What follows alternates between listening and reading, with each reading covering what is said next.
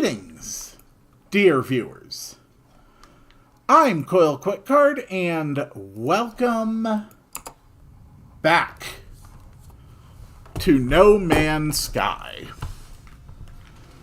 Forgive me starting a staggering 2 minutes late, and I don't quite have everything prepared.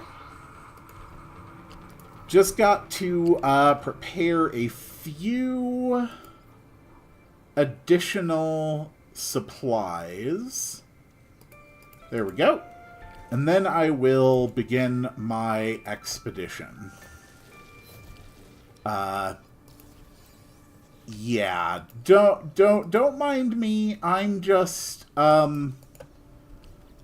I'm just making a supply of materials that are going to grossly overpower me on this expedition.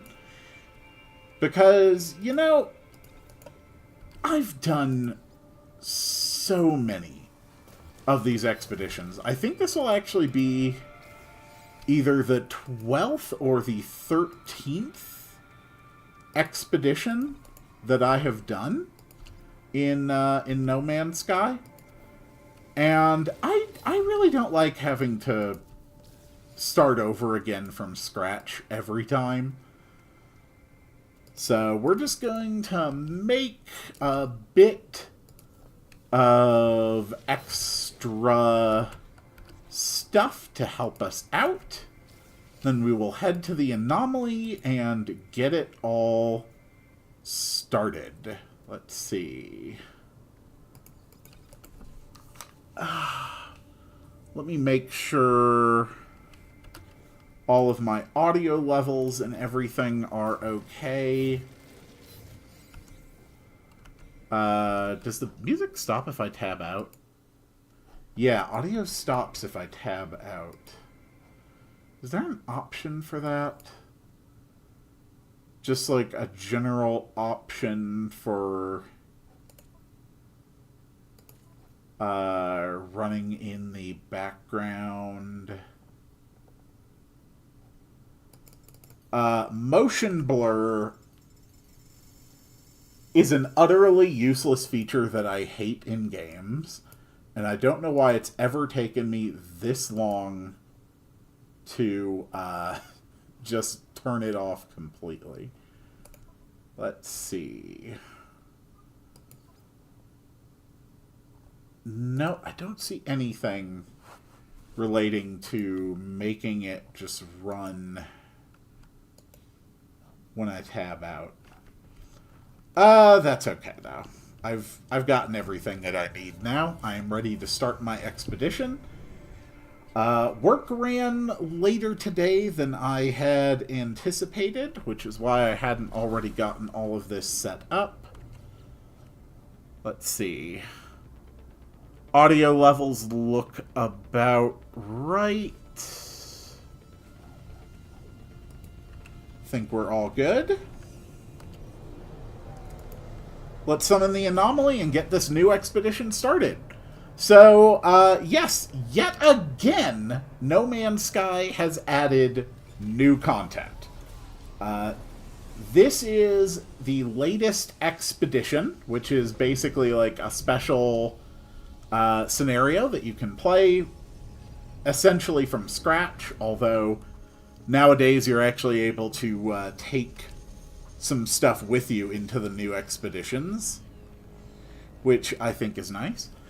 This is going to be the 16th expedition that No Man's Sky has done. Hello, other people.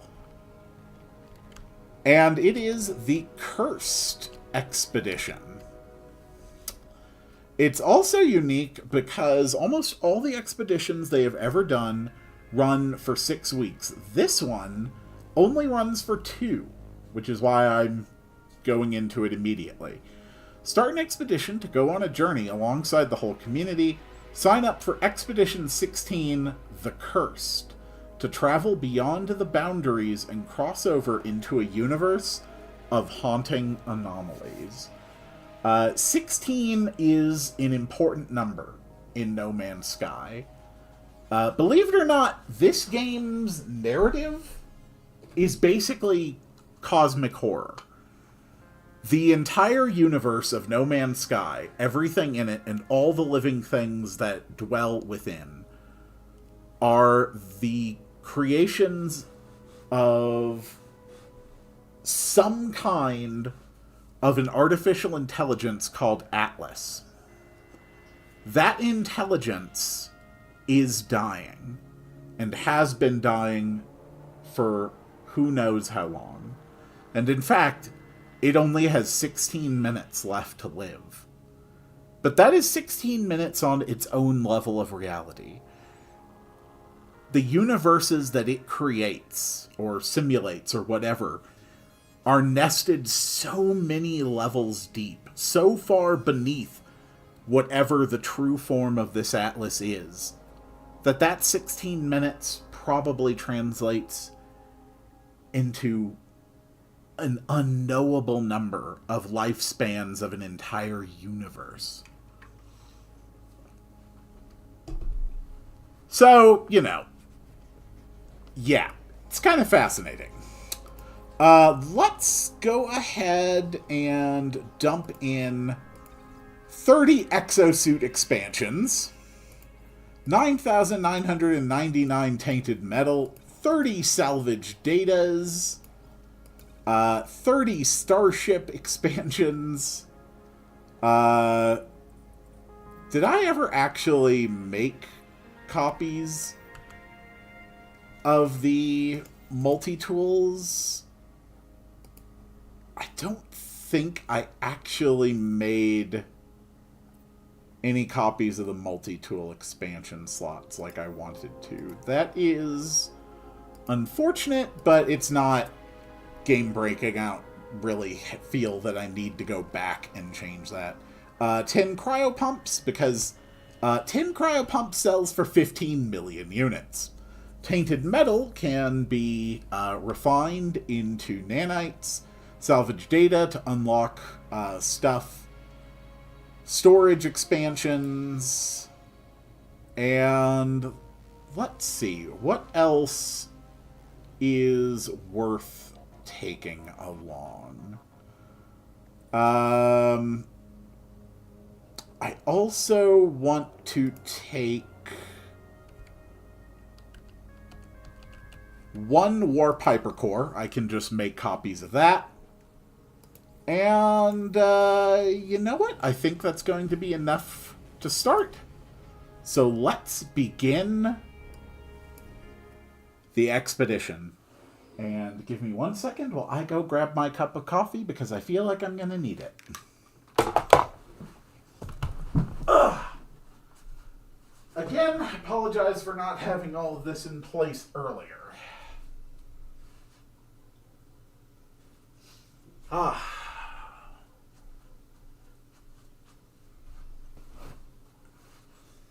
I'm hoping that this expedition really leans into that cosmic horror that is so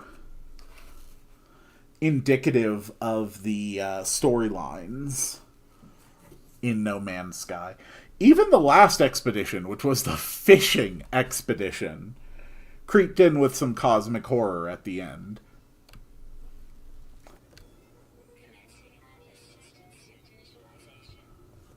Oh, fuck yeah.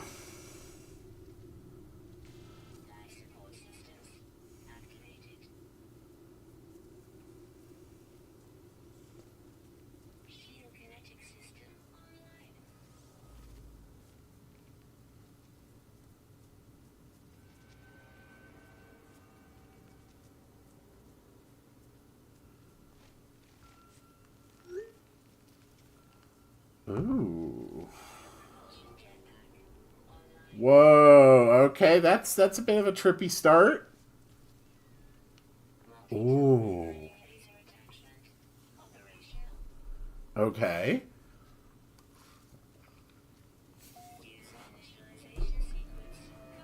And so we have begun Expedition number 16, The Cursed. Like my character? Spectral anomalies have broken through the boundaries of the universe.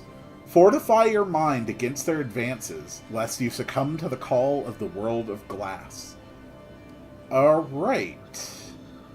View progress, expedition. The boundaries are failing. Use the exosuit's anomaly suppressor to protect against hostile reality breaches. Okay. That's very new. First thing, let's switch in. So what are some of the first things we want to do? We want to seek shelter. Seek shelter and create the elixir. Okay. And our starship is going to need some repair once we get there. So, the very first thing I want to do is to be able to create 2 portable refiners. With 2 portable refiners, you can infinitely duplicate anything you come across in this game. Asterisk, but for the most part. So, I need 2 metal platings and 60 oxygen. And each metal plating requires 50 ferrite dust. So I need 100 ferrite dust, 60 oxygen. Hello? Hi.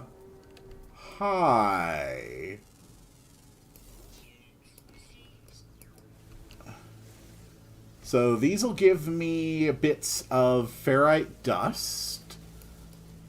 My health is there on the bottom left, and above that is what's normally filled up, what normally indicates like hazard protection.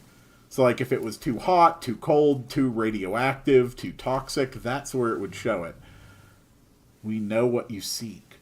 That purple symbol, though, that is new. That is new for this expedition. I do not know what kind of threat that represents. It's not going down too quickly. So I think I'll be okay to head over here and grab some oxygen and some carbon.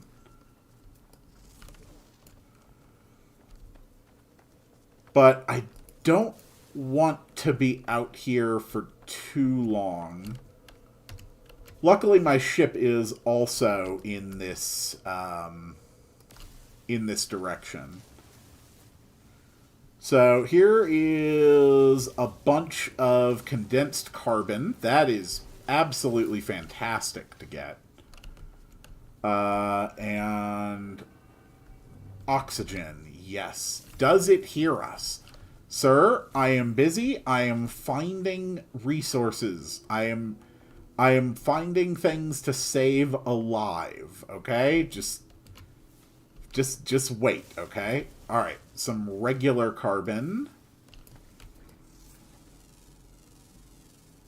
If when you look at something it shows 2 resources, underneath the name of it you can see what resources you'll get if you use your multi-tool on it. Sometimes... Oh, we can't get any of these crystals, not even the little ones?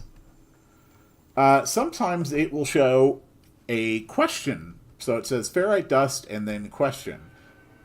So if we scan it, then we know that we'll actually get ferrite dust, but also dihydrogen. This one will give us carbon and also condensed carbon. So we have enough ferrite dust. We need a little bit more oxygen. You will see us soon. Okay. Oh, there are some weird creatures on this planet.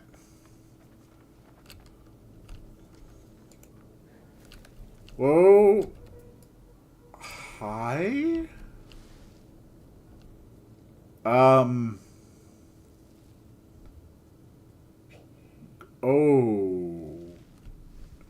Okay, that's just a straight up Super Metroid monster right there. That is definitely something I would have seen in Metroid Prime. This is an important thing to get. Some sodium. Whoa, whoa, whoa, whoa. No. Yes, I know I will see you soon. Don't worry.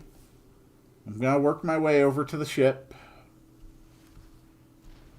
There's some carbon that way.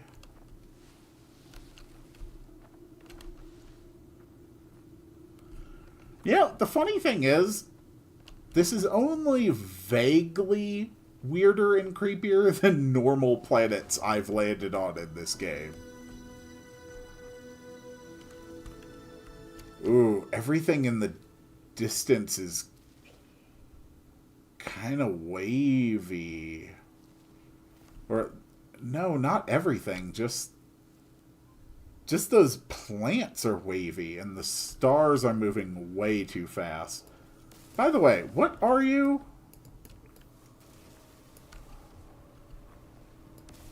Oh yeah, we're getting very eldritch today. Oh, it's wavy because it's water. Okay. I couldn't see the boundary of the water.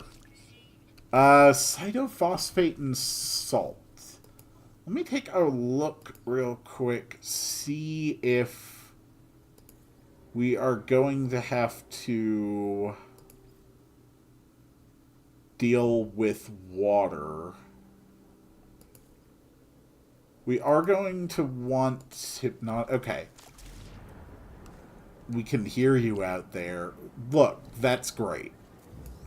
Okay, that's some cytophosphate and some salt.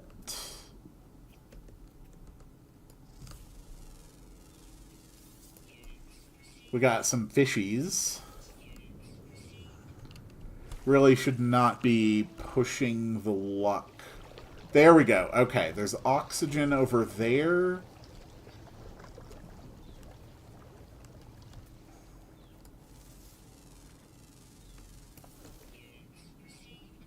Cytophosphate, salt, salt.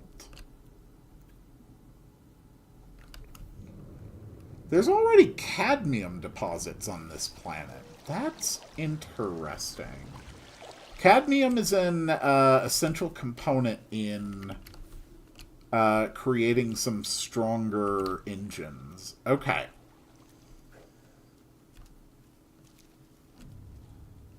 We know what you seek. Yes, I get it. I get it.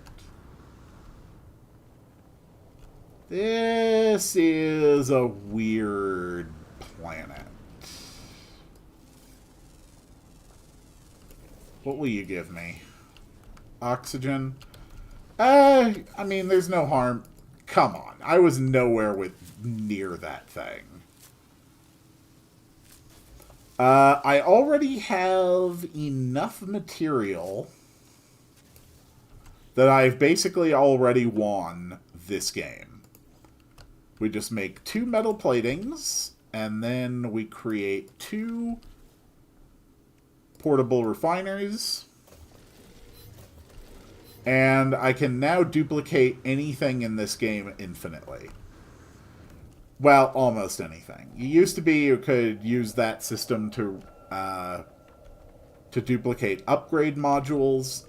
They did change that, so now being able to dupe things in bulk as well as upgrade modules is a little more involved.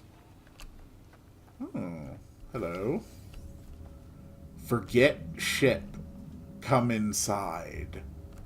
You know? You cannot run from this. You cannot hide in the stars forever. The voice hisses through my starship system, a static snarl that sends shivers down my spine. I wait, but it does not speak again. Yeah, let's go ahead and disconnect the communicator. I unplug the starship communicator, but it feels futile. These messages are not broadcast on any normal frequency. Ooh. Okay. Uh, I mean, there are a few things I can grab here, though.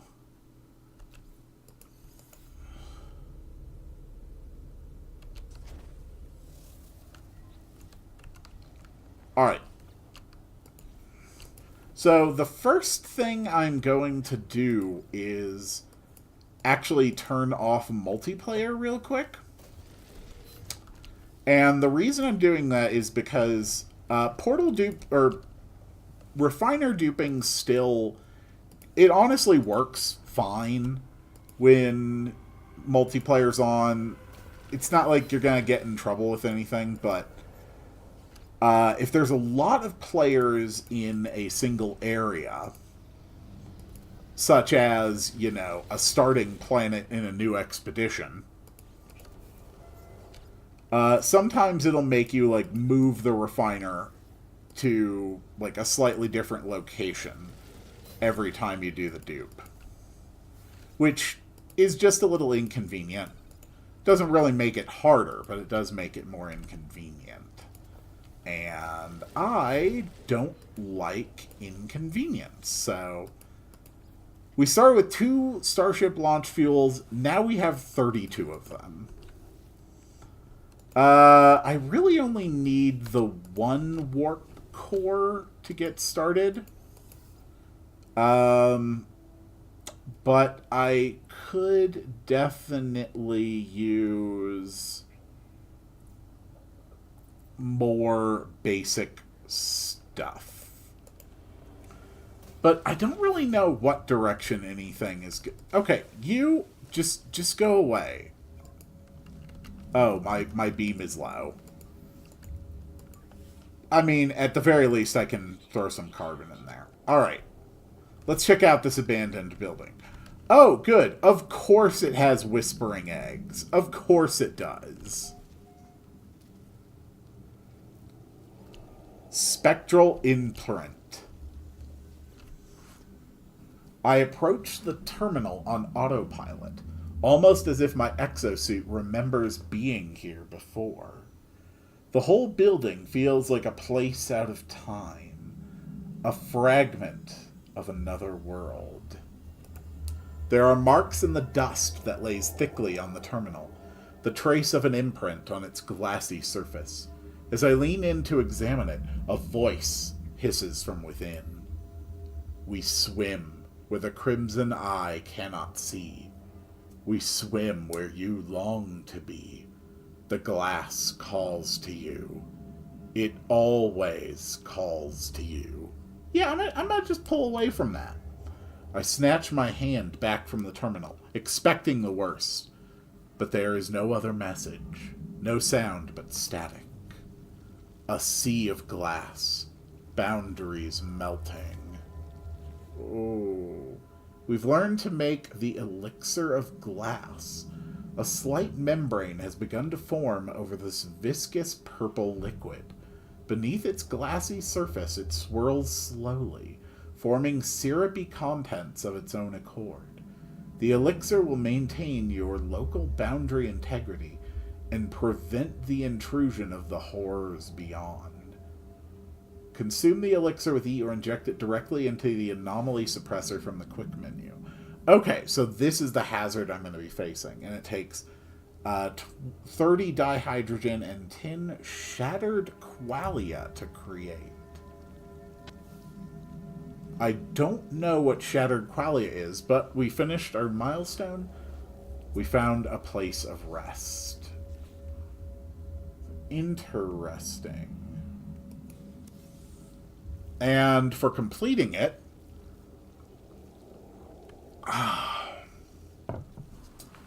good coffee. We get our first elixir of glass. Artemis is gone. Oh, that relates to the main game story. Yes, Artemis is gone. Okay. So let's pin those ingredients. Shattered qualia. Shattered qualia are bits of data etched into ethereal shards of glass, the echoes of waveforms from long evaporated neural networks. Released upon the destruction of a boundary horror. Okay. So those things that appear from time to time, I take it I'm actually supposed to destroy them. Hello. You must be a boundary horror. Whoa! Okay, they attack. Are you a different one? Are you the same instance? Are you hostile to me? Yes, you are. Okay. Lesson learned.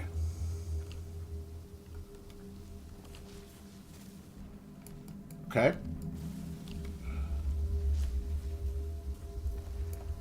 Okay. That's some shattered qualia. You will not find us in the water. Okay. Good to know. Oh, okay. My boundary strength is falling more quickly now. We're just going to duplicate this qualia real quick. Then we're going to come over here. And we are going to duplicate the dihydrogen.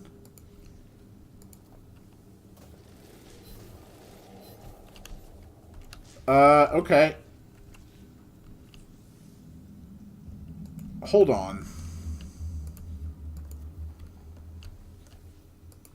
We can also just duplicate the elixir of glass itself. There we go. Alright, let's drink one.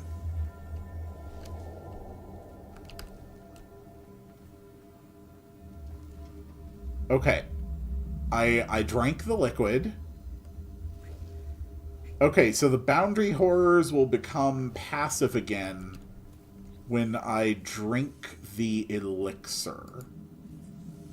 So now I can just make an elixir.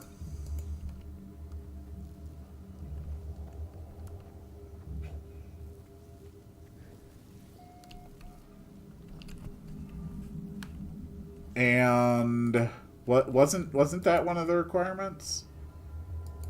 Yeah, create the elixir.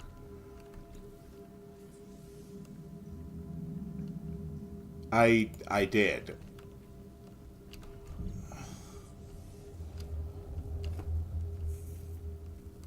Okay, now we did that.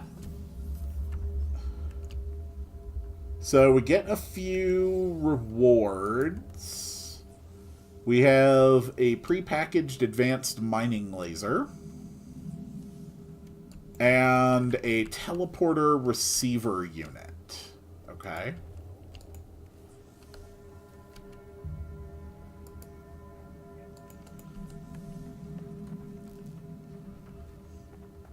We can just get closer to our ship and install that. There we go. Not bad. So, what else do we need to do? Leave the planet. Get rid of 16 horrors. Prepare the elixir of blood. I don't know what that is. Reveal a portal. Breach the portal network. Excavate ancient bones. Storm crystals. Tunnel underground a bunch. Explore on foot. Purge hungering tendrils. Collect anomalous fish. Be calm. Amass Atlantidium. Salvage tainted metal. Discover 2 exotic creatures. Hypnotic eyes. Okay. This all looks to be fairly doable. Not too much of an issue.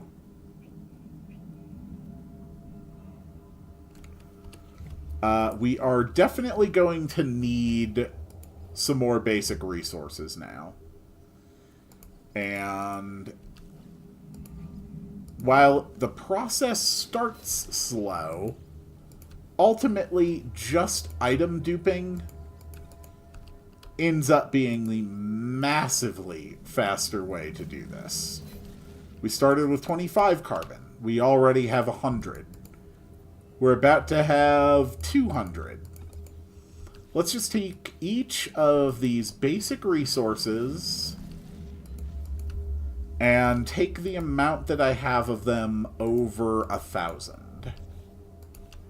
So this will take a couple minutes, but it's going to save a crap load of time versus actually going out and farming these materials. I've done enough expeditions that I greatly prefer just duping my way to the resources that I need. It is quite simply vastly preferable.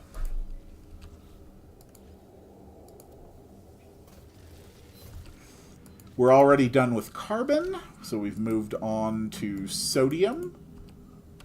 We're already up to 28 sodium, and it just doubles every single time I do this. 56.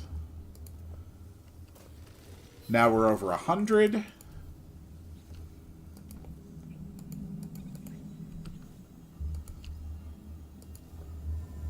I think this is the only way to play No Man's Sky, assuming that you have already at least once started from nothing and, you know, essentially raised yourself up and gone through the main story. It's just such a hassle restarting from scratch with every expedition. It does make the start of each new expedition a bit boring, as you're just standing around item duping, but it saves so much time.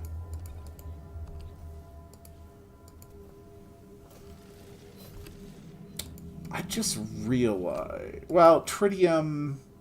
I'll be able to find tritium once I'm in orbit, and as soon as I can call the anomaly, I will be able to access all of those inventory upgrades that I left for myself, as well as the tainted metal, so I will be able to produce nanites, and the salvage data, so I'll be able to collect any like basic upgrades or base components that I might need for the sake of the expedition. Okay, and that takes oxygen over 1,000. Next resource. The ferrite dust.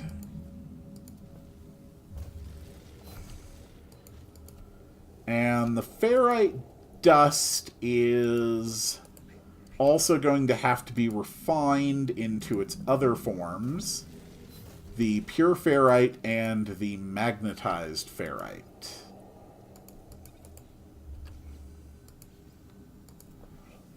So we're going to make an extra big batch of ferrite dust. I already have some ammunition. Do I already have a gun? Oh, I do. I actually started out with a bolt caster. That's nice.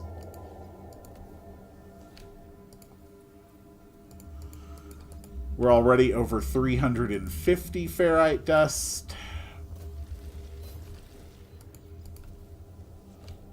Now we are over 700 ferrite dust.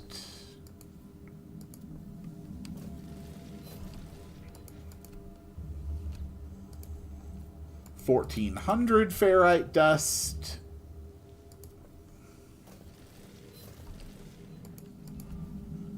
$2,800 ferrite dust.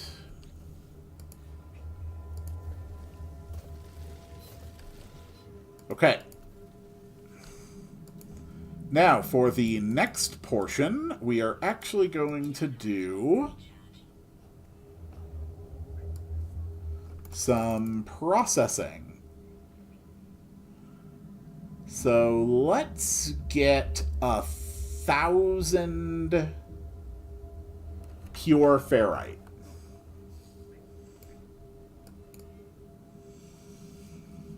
And then the 1,000 pure ferrite we can use to create a bunch of magnetized ferrite. So it's still going to take a few minutes to actually refine that. I can go ahead and take out some horrors while it carries out the operation. Yeah, it'll take about 2 minutes for it to refine about 1,000 pure ferrite.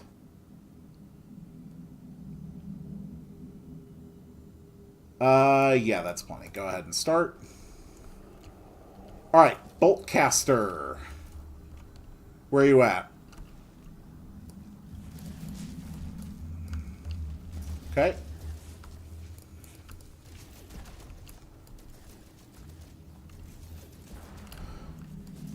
There we go.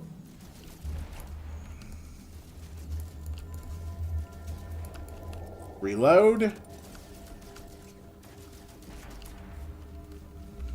And just keep on doing this until I hit that milestone of 16. Who's next? You are. Okay. It's always about the 16s. Come on, come on. Got it.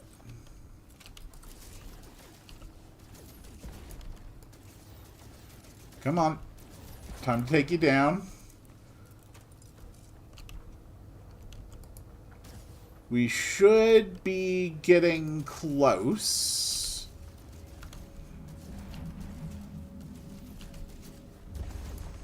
There we go. Okay.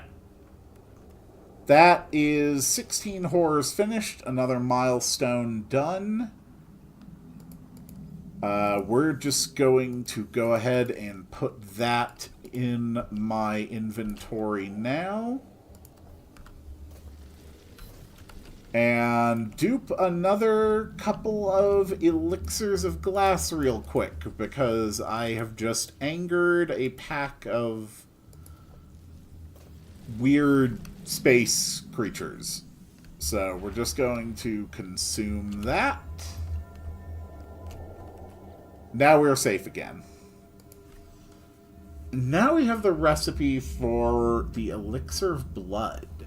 Thick and warm, the liquid in this jar is both deeply comforting and deeply unsettling, both familiar and repulsive at the same time. A shape forms in the surface, unmistakable, or impossible and yet unmistakable. Present the elixir at a portal, or consume it to rapidly, or to commune with those beyond the boundaries of reality. And that takes Mordite, Pugnium, and gold to do. Okay. What does the starship need? Metal plating, hermetic seal, hermetic seal. I think I can just repair this now. Okay.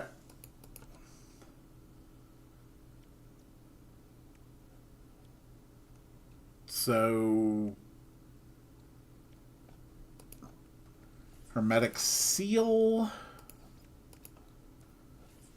and metal plating. I should make more dihydrogen jelly, though. Okay.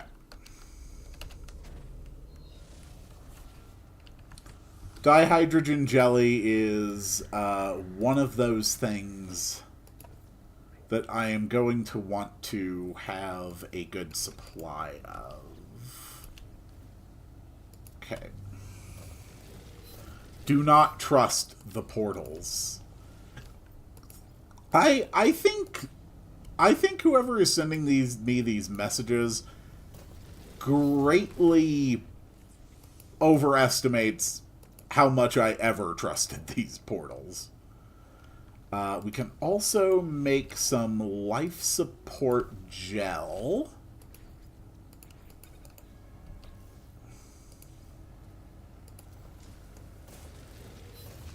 The boundary creatures are starting to be marked with the icons again, so I'm going to go ahead and drink that.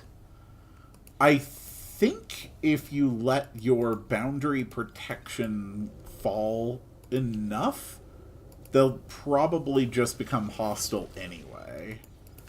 At least that's the feeling that I'm getting from it. Okay. And 16 life support gel is going to be plenty to start out with. There we go. Alright, ship. Let's go with the dihydrogen, the pure ferrite. The ship is now online. Let's get the hell out of here. Maybe other planets will be, you know, less horrifying. Nowhere to run. Milestone complete. Alright, first thing I want to do, I want to get a little bit of starting gold and tritium. Okay, there is some tritium.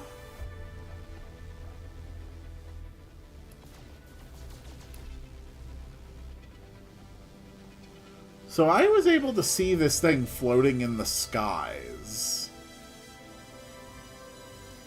I am able to get closer to it.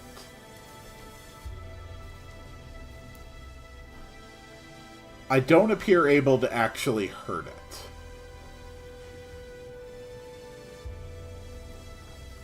Incoming message, anomalous frequency.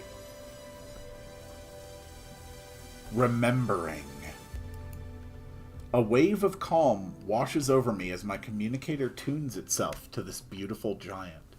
Its message is no conventional broadcast, but an analog transmission of pure emotion.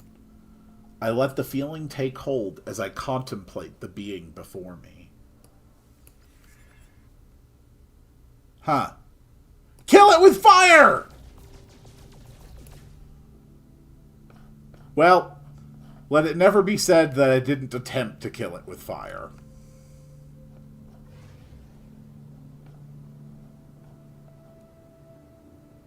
I need a more dense set of asteroids in order to find some gold and silver.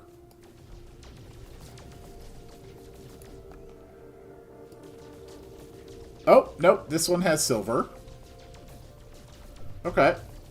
Perfect. We really just need a bit of starting silver, because then we can, you know, just dupe it forever. How about this one? If I had to guess, you look like you'd be more silver. Yeah, you're more silver.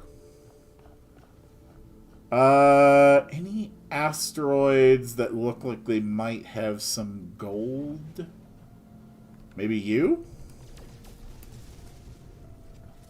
Nope, that was more tritium. Dang.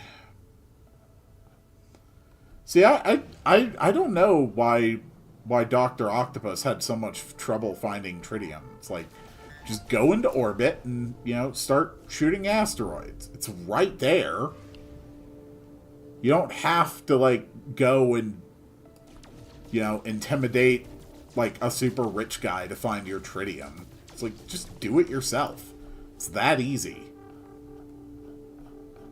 Alright, I'll try one more, and then I'm just going to go ahead and summon the anomaly.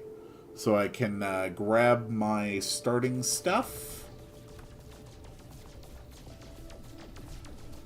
Okay, this is just more silver. Alright, that's fine.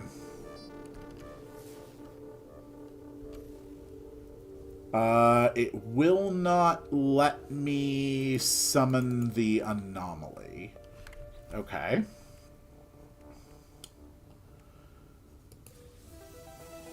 But I can get a few upgrades. We can start with a cloaking device. And a boost to my scanners. An upgrade to my movement systems.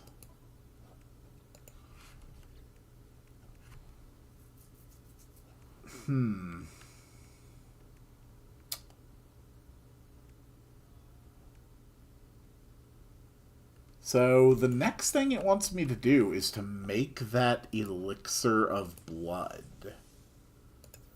So I am going to need some gold. There's just no way around that. What kind of planets do we have? A flourishing planet, star bulbs, and cadmium. The starting world, cadmium.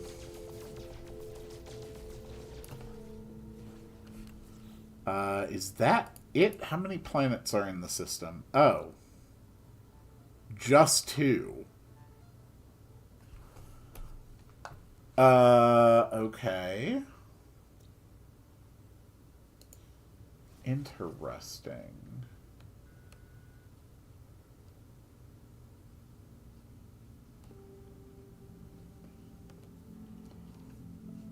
Well, if there's only one other planet in the system, we might as well check there. We will stop if we go through a denser asteroid field. And the odds of that are always pretty good over a long pulse.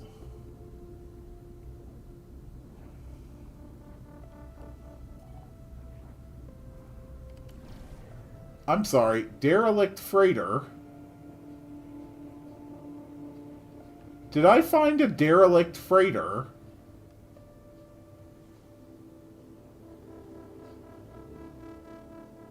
Hello?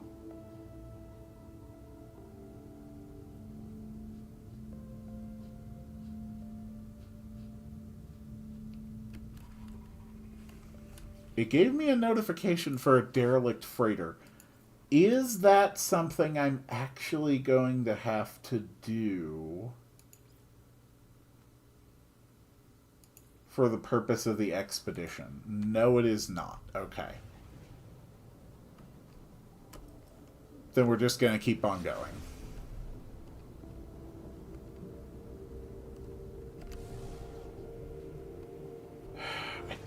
I do really need that gold, though. It is a necessary component.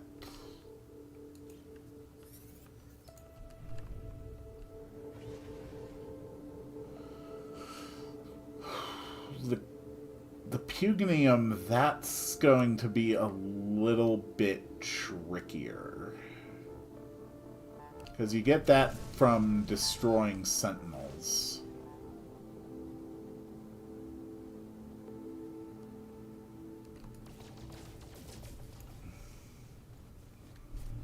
Tritium.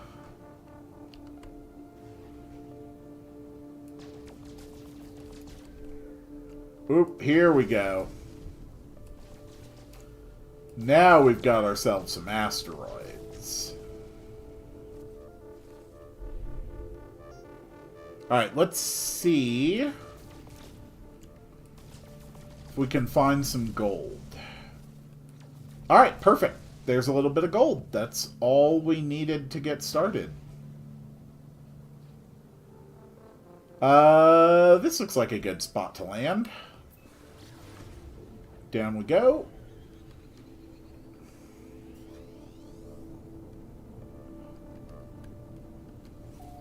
Okay. So I need Mordite, and I have to destroy some Sentinels.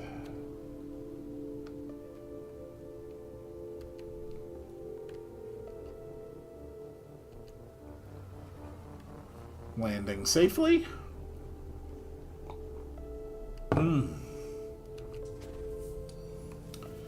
Ah, I see we found Bubble Planet. Hello, creature!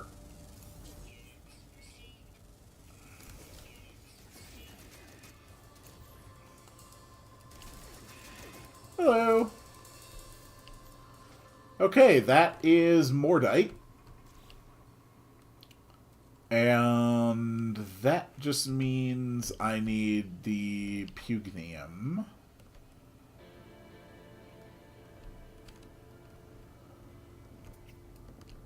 And for that, I need to find some Sentinels.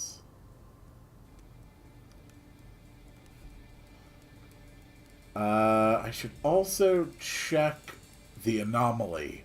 None of them are real. You know, that sounds very rude. Okay, if I want to attract Sentinels,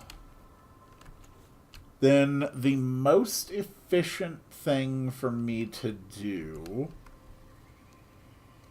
let's actually drop a few things off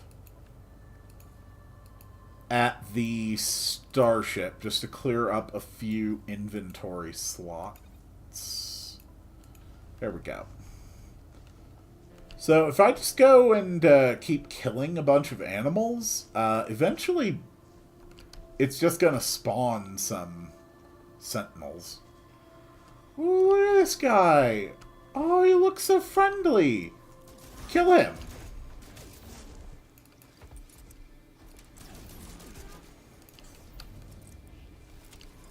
Hi.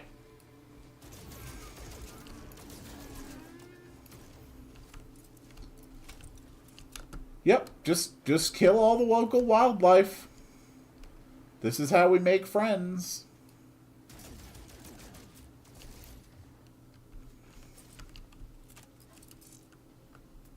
Any Sentinels want to show up?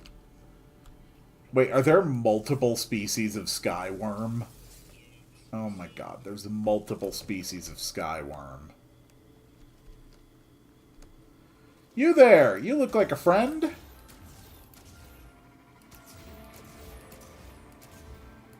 Don't mind me. I'm just here to kill you. Frankly, all I'm doing is killing you just to get someone else's attention.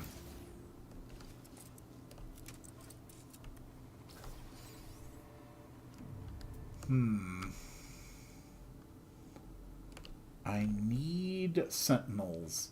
Really don't think the stars should be moving that quickly. Hello. Who else? Who else? Knowledge stones, impulse beams, damage machinery, sweet root. An unknown building. That sounds interesting.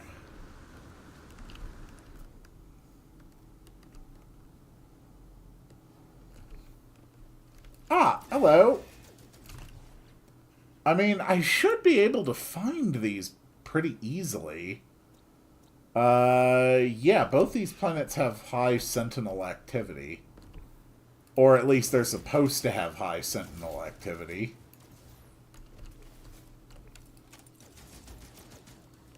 And generally just running around killing local wildlife is a good way to attract Sentinels. Ah, here we go. There's a Sentinel over this way.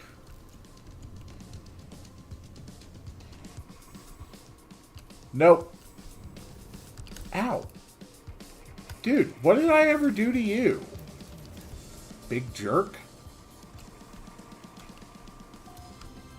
Okay. Find the Sentinel.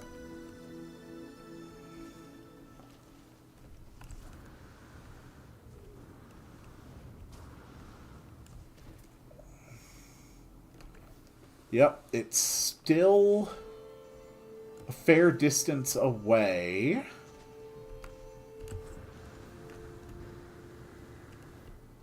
So we'll use a nice quick hop. Only about 100 units away. Don't you come charging at me. You knock that off. Sentinel. Oh! Oh, it's an entire Sentinel facility. Oh, I am utterly unequipped to deal with this. Alright, I got my Pugnium. Yeah, it was nice meeting you. I'm gonna run away now. Running away like a coward. Okay, Sentinels are no longer chasing me. So the last thing I need is the 20 gold, and I've got gold back on my ship.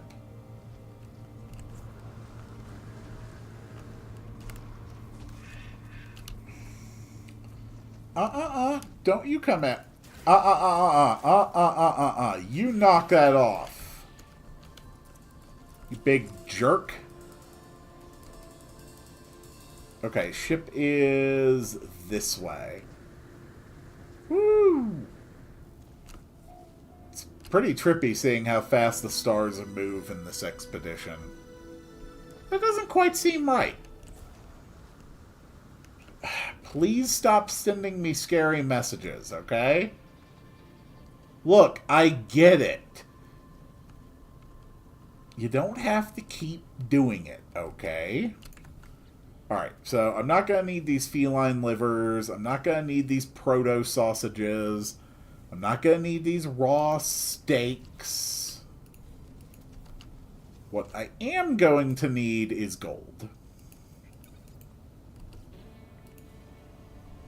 Here we go.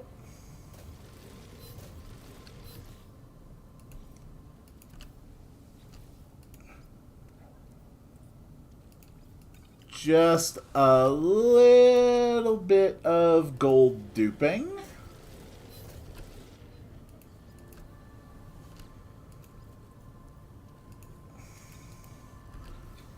Let's get up to about 500 gold, I think.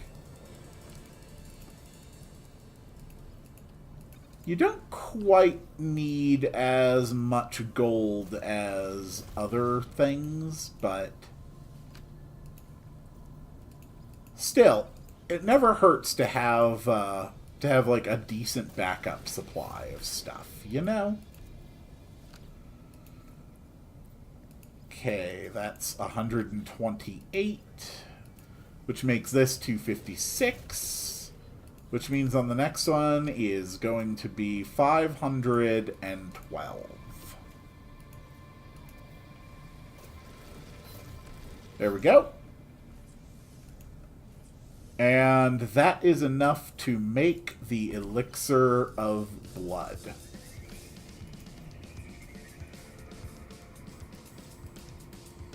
So we definitely are going to need more of these elixirs of glass.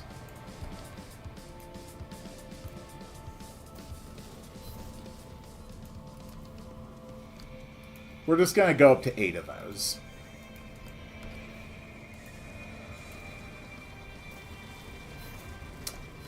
Unspeakable horrors from beyond the veil are attacking me again. They love to do that.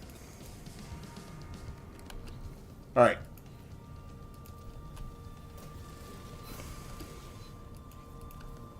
We'll make a few extra elixirs of blood. because I'm sure that it is going to be wanting me to do that. So if I had to guess, I would say that drinking this is going to help me find a portal.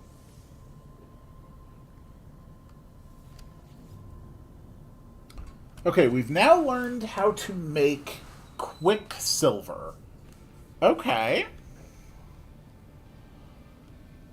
Which takes silver, which we have, pure ferrite, which we have, and chromatic metal. Okay, chromatic metal.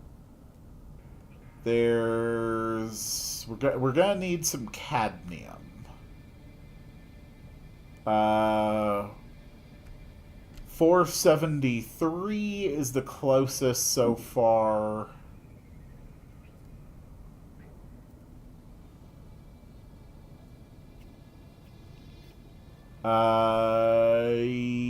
Yep, that is the closest cadmium deposit.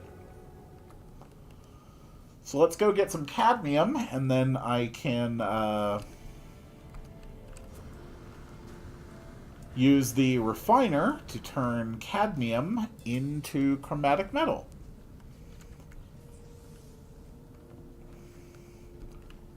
Whoop. Alright, let's go. My life support power is fine, okay? Oh, also, I have a cloaking device now, which is kind of cool.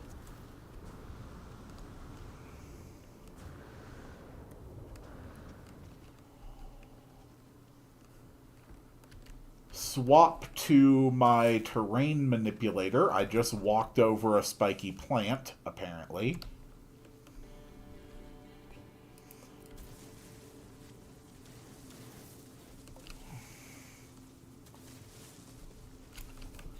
And honestly, deposits are easy enough to farm.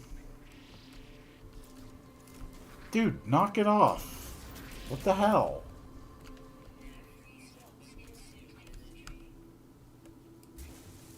Yeah, I know there's no empty slots in the suit inventory, okay? So now I have a rough idea for the dimensions of this cadmium deposit.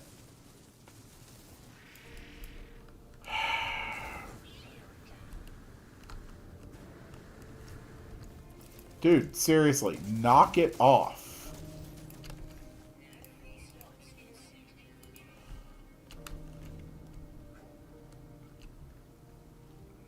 Okay, are there any more of you around to be jerks?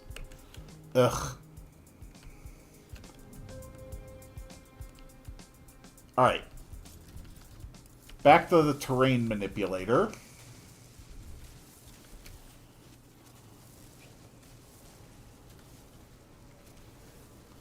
We go.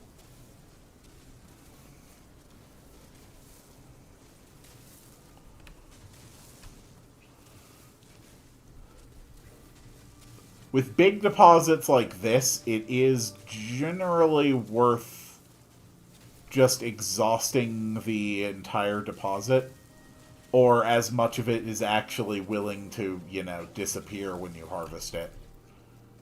There we go. 312 of those. Dude, dude, don't mess with me. I am literally in a position where I could quite possibly eliminate your entire species, okay? Maybe cut that out. No, knock it off. Go away. Yes, I know there's no free slots in the inventory, and that's okay. I'm not interested in finding a bunch of, raw alien tiger steak or whatever.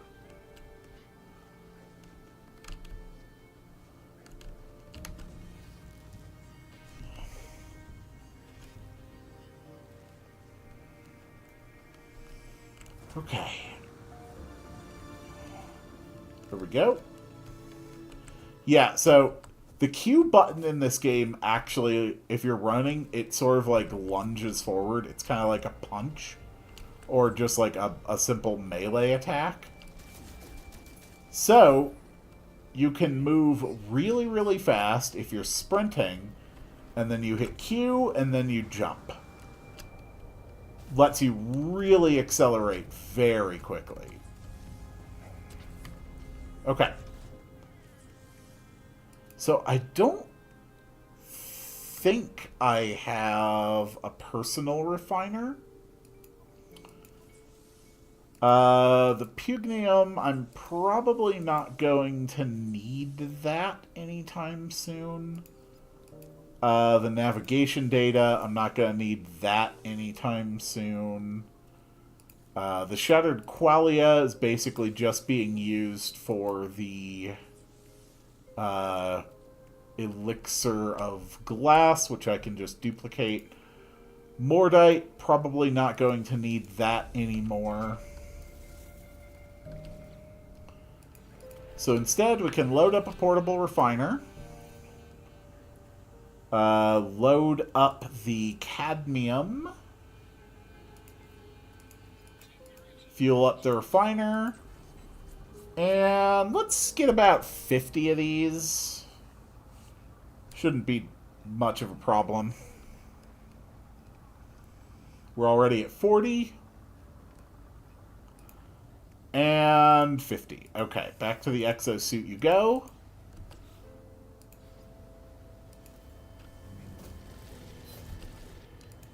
And since chromatic metal is a resource that actually gets used a lot, we're just going to take the opportunity and preemptively duplicate a healthy supply of it. So we're just going to take that over 1,000. And the next thing we are making is the Elixir of Quicksilver, which will actually reveal the location of portals. That's cool. And just one more round, and that'll take us up to 1,600 chromatic metal, which is more than enough. How's my supply? Ooh, yeah, that would take me down to like 7 silver. After I make this. And I don't want to go just down to like 7 silver, so. Just a couple dupes of silver. This will take us over 360. And what was the third ingredient for the Quicksilver? Pure ferrite, which I have plenty of. Alright. Now we have an Elixir of Quicksilver. And let's go up to 8 of those real quick.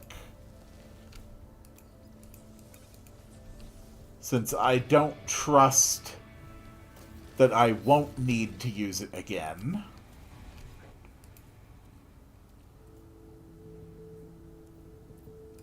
There we go.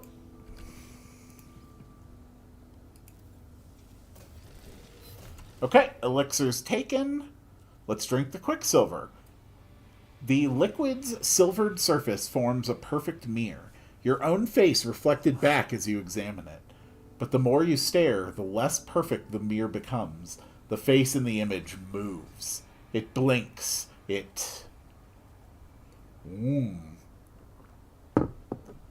That's a little disturbing. Okay. We have drank the silver. We need to ward off the things again. We are going to make a full stack of the Elixir of Glass, now that that's down to 5. Perfect. Okay, so I know where a portal... okay, so the portal is over there. Completed another milestone. And this will give us a pulse spitter, a combat scope, and some inventory slots. I'm going to go ahead and let that one sit for a minute. So it shouldn't take long at all to reach this by ship. No, that's like 17 minutes. But 17 minutes, that's still kind of inconvenient for me. So we're just going to fly into orbit. And then we can actually pulse engine straight to the portal destination. And now instead of 17 minutes, we're here in less than 20 seconds. So the full process took less than a minute. It is genuinely just that easy. Okay.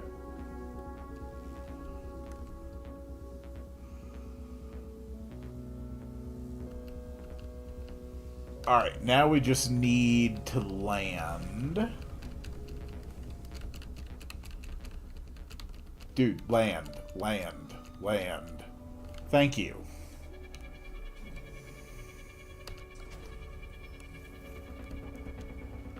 I do hope I'm able to summon the anomaly before too long. It would be really nice to get a massive increase in my storage. People do love to leave their communication stations around here. Easy come, easy go. Greetings from the USA, my friends. Good luck. We found it.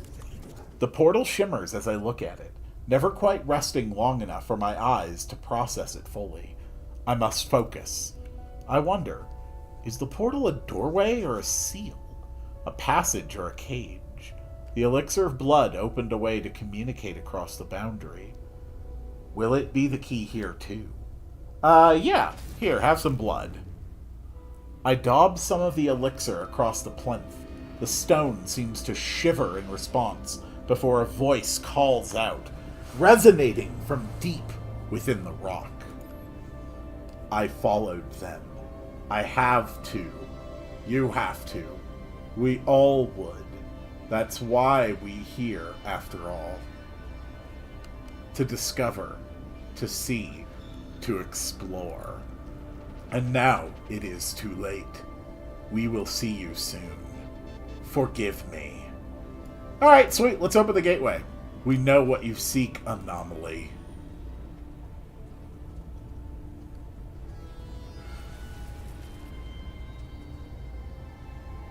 Ooh.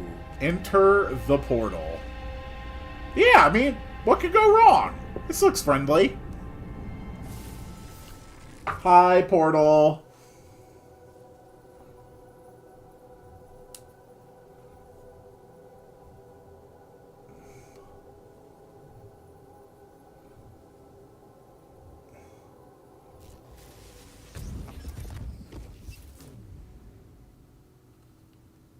All right, that's a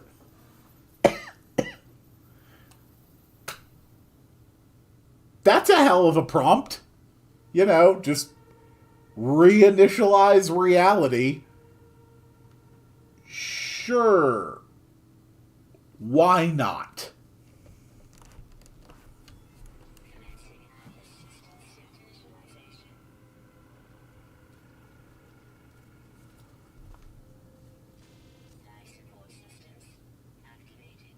Okay. My boundary protection has failed completely.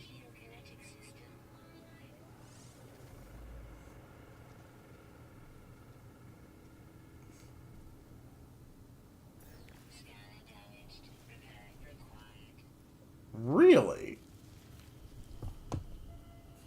Okay, we got really messed up.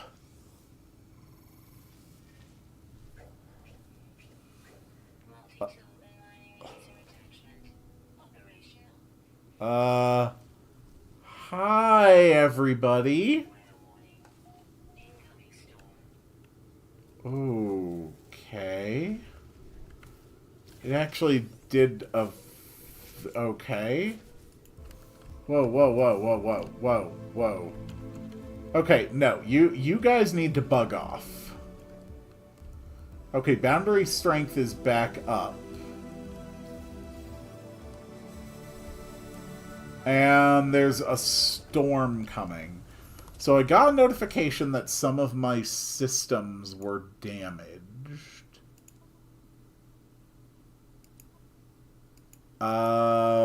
But they're not. Okay. So we get a bunch of base plans.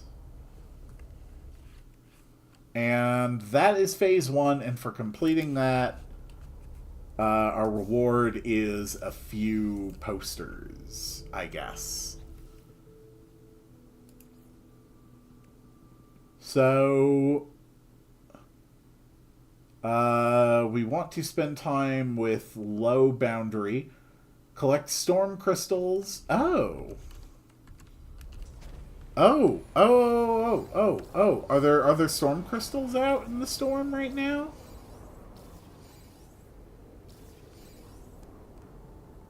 That's an ancient data structure.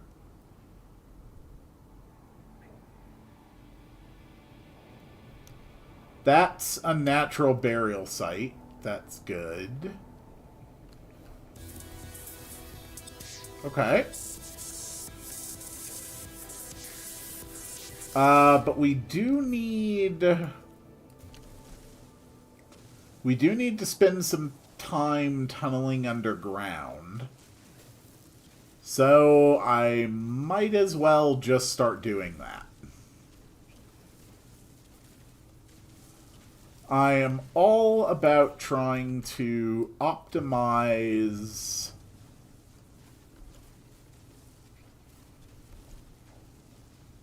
the expeditions.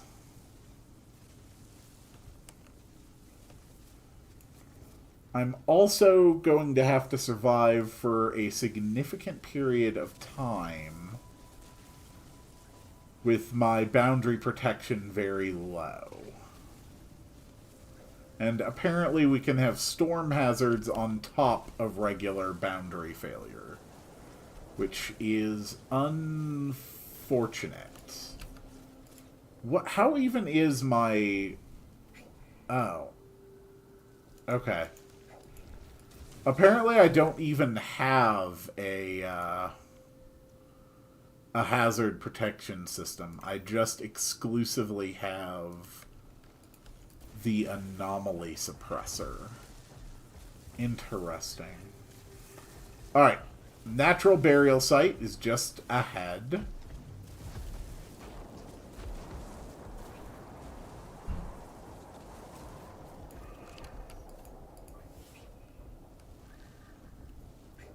Luckily, the terrain manipulator can be recharged by the very resource it helps you get, the silicate powder.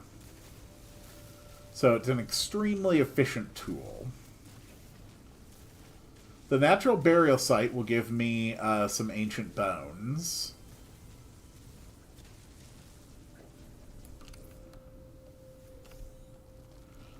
So that's 1 ancient bones. That's 2 ancient bones. The real problem is these... Is the inventory space.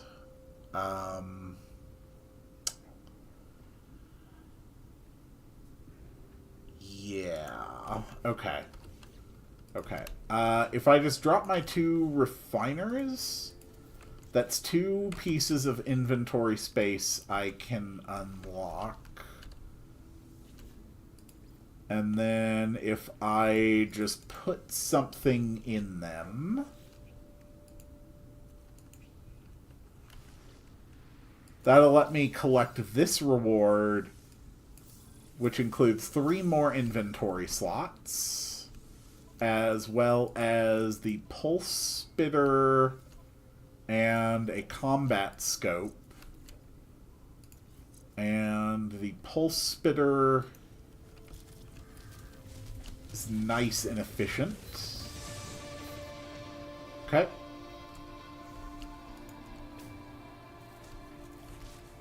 And terrain manipulator, go here. Alright, that is 3 sets of ancient bones.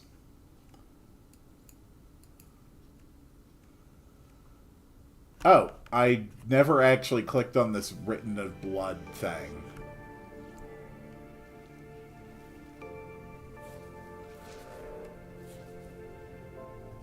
Okay. So, we need to excavate 10 ancient bones. So, I am curious if duplicating an ancient bone will qualify as having excavated another ancient bone. Alright, that did give me 2 charred bones. But it did not count as an extra excavation. Okay. So in that case, we can just empty out these slots and go look for more burial sites.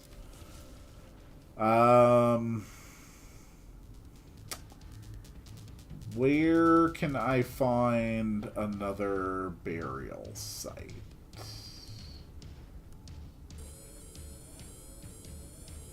There don't seem to be any more immediately nearby.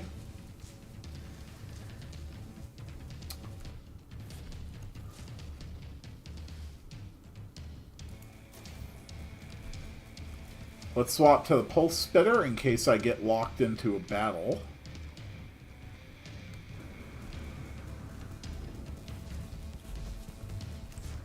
Okay.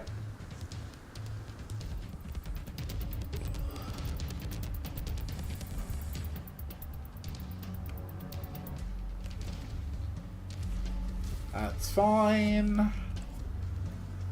We can just let these guys attack me. It's not much of an issue. Ah, crap. I didn't refill my launch thrusters, did I? Okay. I think I still have enough fuel to summon them wherever I might need. So that's good. That's sac venom.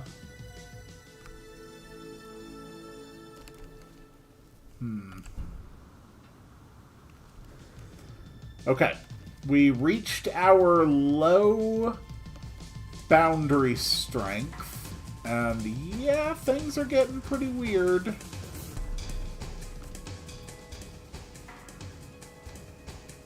That's an ancient data structure. I don't actually know what that means off the top of my head. So we're just going to head toward it. And jump. Oh. Oh, okay. It's just a bunch of navigation data. That doesn't actually help me any.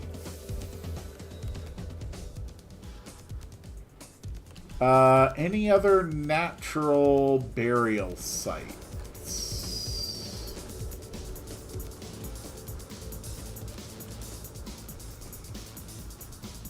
I should be very, very close to or even at the required amount of time.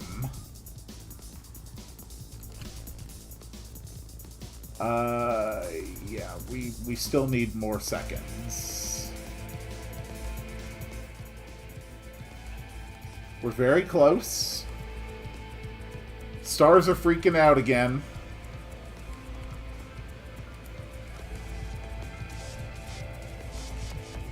pretty damn trippy. Buried technology modules, buried technology. Okay.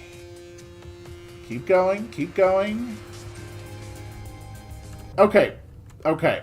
We hit the limit. Let's take the elixir. We're going to take 2 elixirs and just fill up our boundary protection. Oh. 2 natural burial sites. They are both listed as just shy of 1 kilometer away.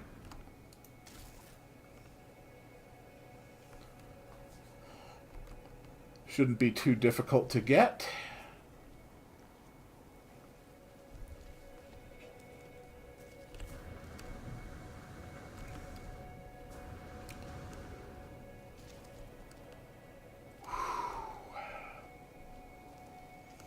Just wait for that jetpack to recharge.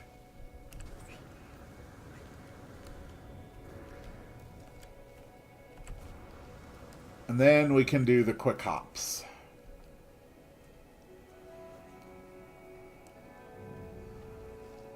I am not a big fan of the wavery things at the edge of my peripheral vision.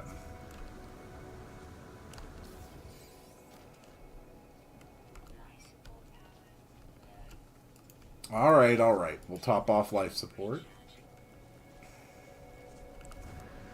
There we go. Just fly.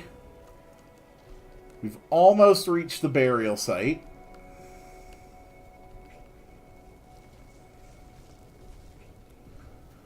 I think I'm getting that stuff at the edge of my vision specifically because it's during a storm. At least I sure as hell hope so. Because I would very much like for it to go away. Okay.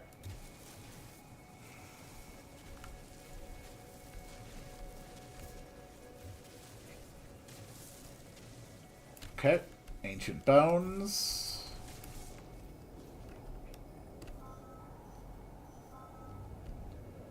That is the next one. It's not too far away.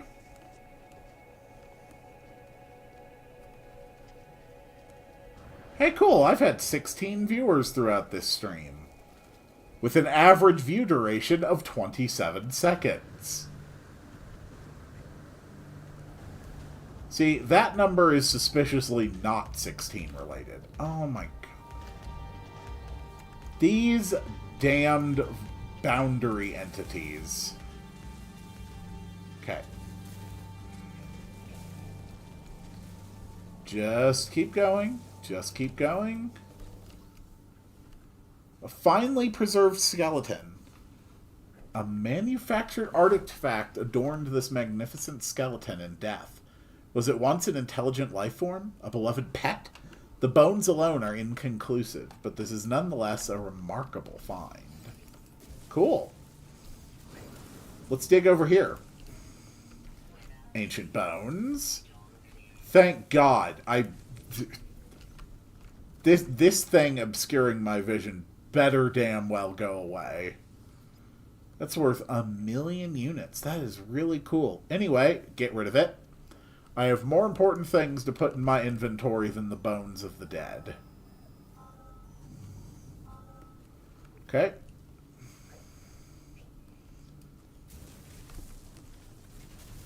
It says it found the next closest burial location.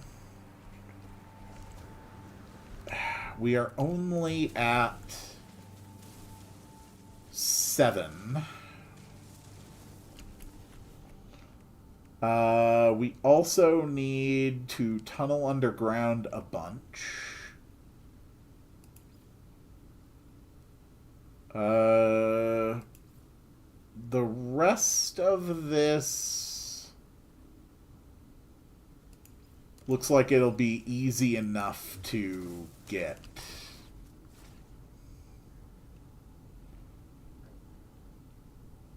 Huh?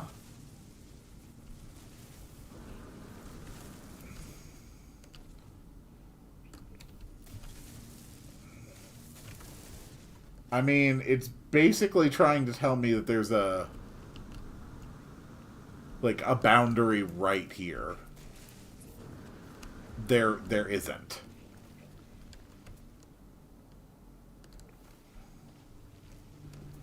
Okay. We really need to switch our tracking, I think. We're going to pin that. And then we are going... No, that is not a burial site. Okay, fine. Then we're just going to go wander off in this direction. There's more planets in this system than there were on the last one.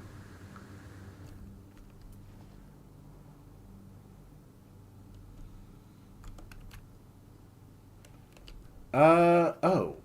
Oh, I wasn't in analysis mode that whole time? Was there actually something back there? It doesn't look like it. Whoa! Oh, I don't think I've ever seen a creature with this body. Oh, that's so cool. It's like roots or tendrils. Oh, that's so cool. That very, very much looks like it was some kind of a plant creature. Other ships, though, so, you know. Ugh.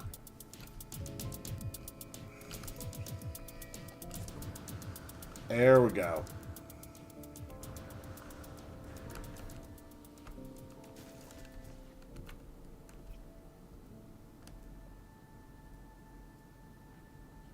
Buried technology modules.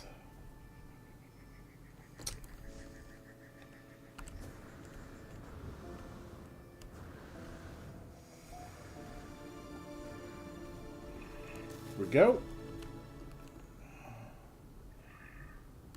Anything? Any sign at all? No? Okay.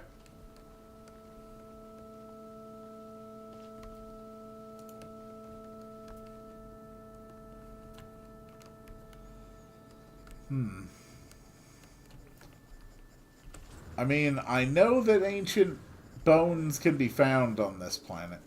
I really hate when the game gets like stuck on tracking like a deposit or a resource that clearly is no longer there.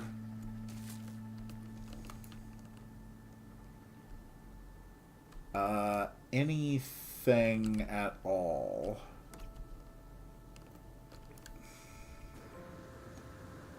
Still not finding anything in this direction.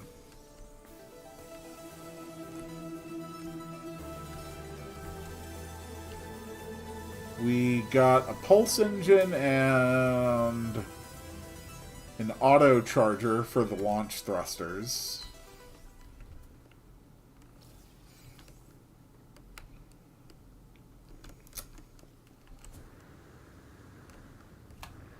I just need 3 ancient bones.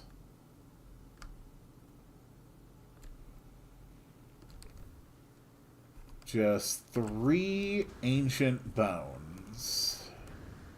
And then I can finally move on.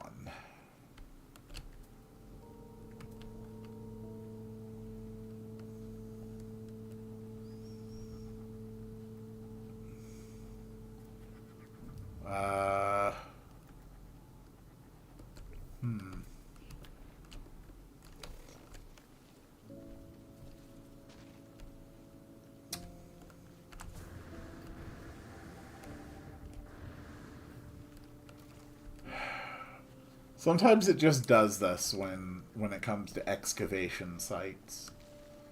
You'll grab all the stuff that's there, but the game will just decide, nuh-uh, no you didn't.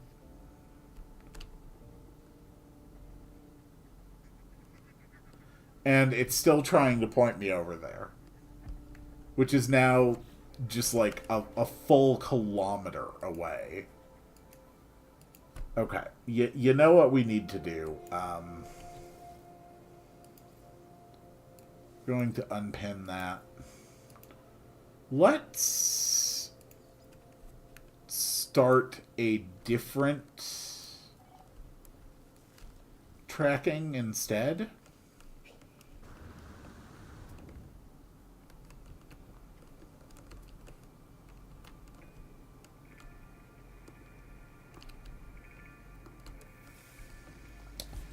Of course, I still gotta find those ancient bones.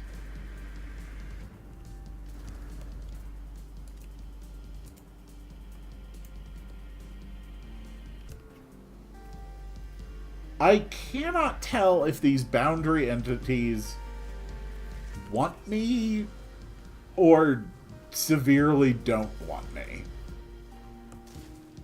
Frankly, they don't really seem to have that figured out themselves.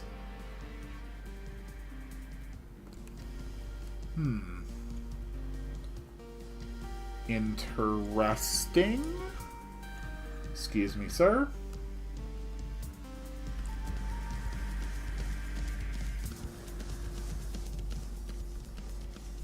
Oh my god.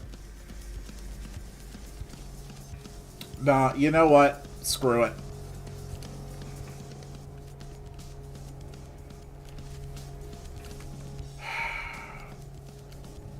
I really wish you guys would leave me alone.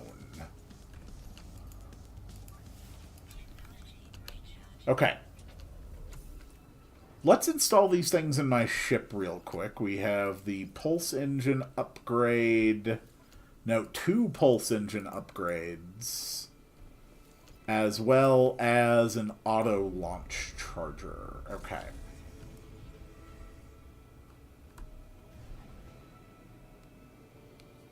Let's just leave. Let's just go to a completely different part of this planet. We flew that way a while. Is this the planet I was just on? Must be. Quite beautiful from space. It's not a very big planet either. I did not have to pulse very far to get away from it. But anyway, we are going to go to the completely opposite side of this planet. And then we will keep tracking ancient bones here. Since we left the planet and presumptively probably completely deloaded the area where we just were, hopefully the tracking will cooperate again.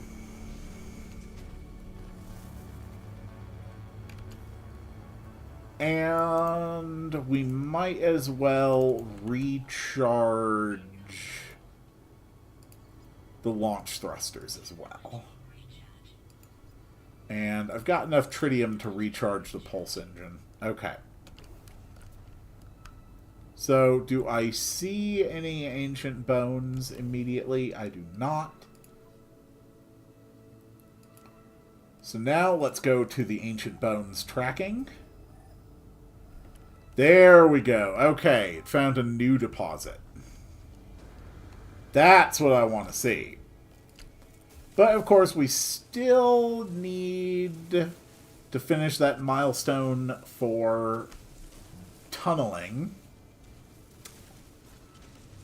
So we are back to digging. Boy, these sure are some pretty damn talkative eldritch horrors from beyond the veils of reality, I found, aren't they? They love sending me messages. Yes.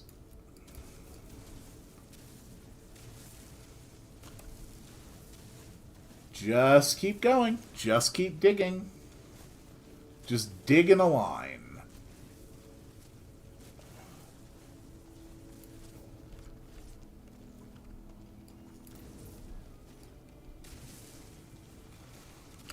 How am I doing with the digging anyway? Okay, I'm nearly 2/3 of the way to my goal for tunneling. I'm probably also getting close to the traveling on foot milestone as well. Yeah, I know. I heard. Don't trust the portals. It's okay, alright? I'm not trusting the portals. There we go. Okay. We tunneled. Ugh. We got a storm. Alright.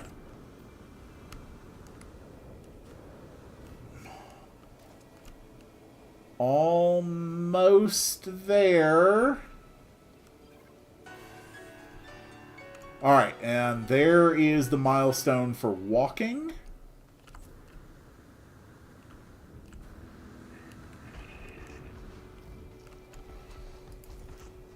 I would be very happy. Yes! Alright, looks like there's enough ancient bones here to finish the milestone. Perfect. There's 1. There's 2. And there is 3. The skull in this collection of bones boasts an unusual number of eye sockets. What challenges did this creature face in life to prompt the development of so many eyes? Alright, we got a bunch of fossils. That's great. Now I am going to immediately discard all of my fossils. We're about to hit my boundary limit again, too. Let's go ahead and quickly dupe up some more elixirs of glass. There we go. Alright, so I've got several milestones that I've now finished.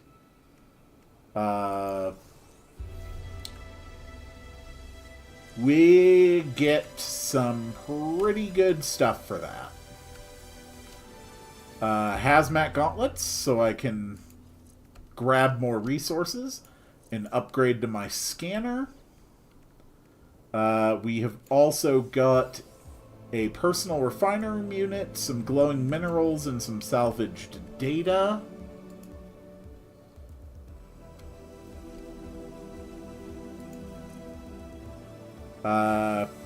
Really don't think the glowing minerals are going to matter at all.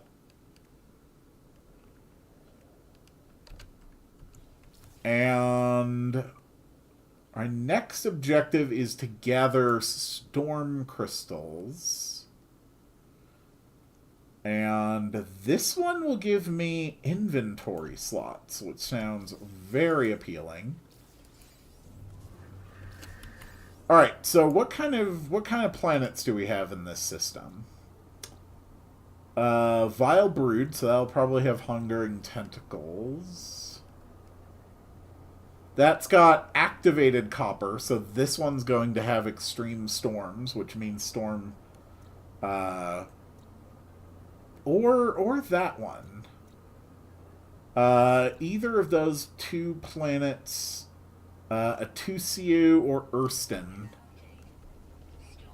Both of those should be able to find some storm crystals.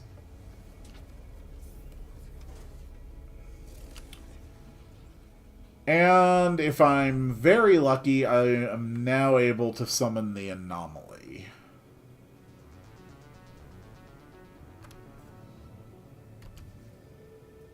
I can now summon the anomaly. Alright, that is excellent news.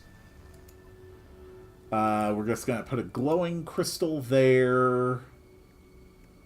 This repair kit there. That should be plenty. Mostly, if I'm just able to grab and apply my exosuit storage modules, this whole endeavor is just going to become a lot easier. Not to mention, since I have a personal refiner, I can just have it run in the background in order to work on the tainted metal and get me a bunch of nanites.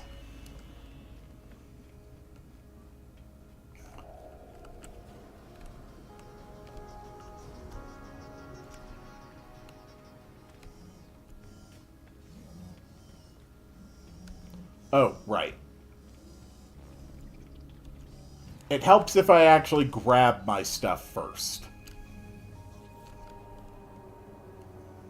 So, first things first, the exosuit expansion slots.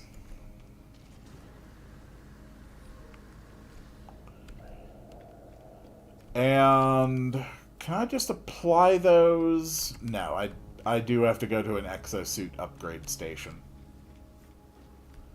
That's fine, not a problem. Because there's one right here. First, we're going to apply 1,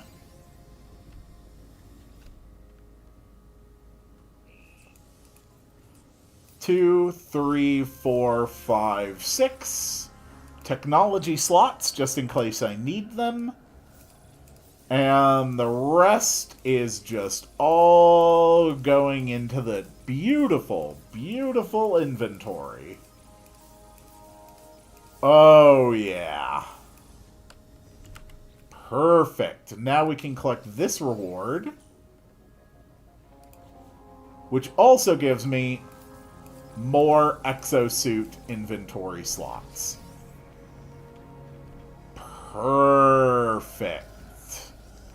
Now I've got enough storage, I can carry around all my stuff at all times, which is just going to make it a lot easier to solve my problems. Oh yeah, we also got a movement upgrade module. Actually, let's go ahead and supercharge. Let's supercharge all of them. Oof, yeah, that feels much better. Oh, wait, I did it again. I did it again. Sometimes I'm not the smartest. Usually I am, but sometimes I'm not. Alright, let's grab all the things. Perfect. Come to think of it.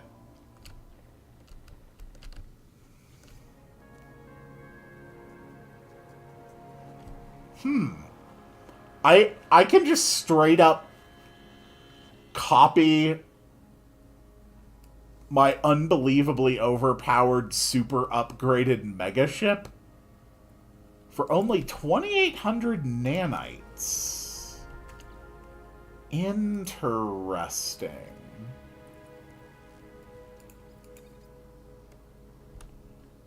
So this will convert at a 1-to-2 ratio into 4,999 nanite clusters. I know there was one for gathering nanites. This will be enough to completely fulfill that objective. And it will take 12 minutes to do that. But once I do that, I can get a copy of my Ultra spaceship, so that's fine. We've got salvage tainted metal, so we filled that one up for even more inventory slots. You know, there. It just looks cleaner that way, doesn't it?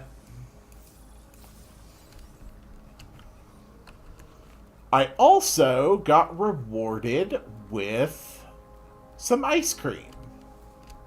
I have now eaten the ice cream.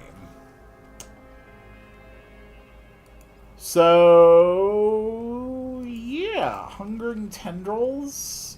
We don't have any infested planets. What about anomalous fish? Okay, we're going to need a special world for that. But we can definitely get the storm crystals. I cannot wait to be buzzing around with my Ultra spaceship. Alright, Starship. All relevant inventory stuff. These geode, these glowing crystals, they do not matter. Navigation data, that can go to the Starship. Okay.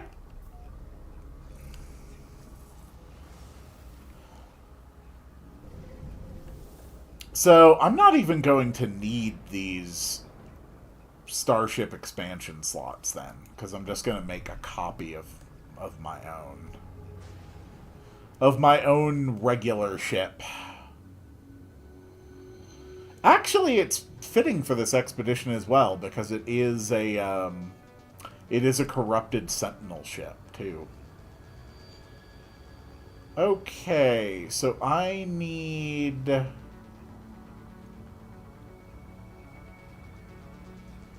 Wow, are all the planets just on the other side of this big one?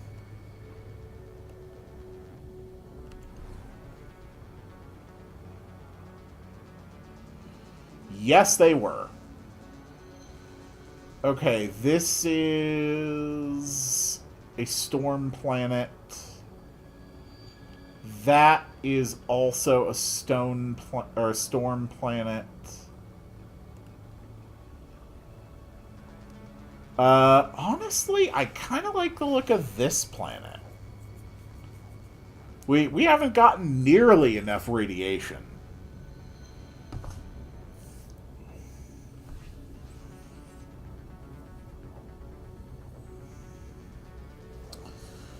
It's definitely gonna take a while to get there. That's okay, though.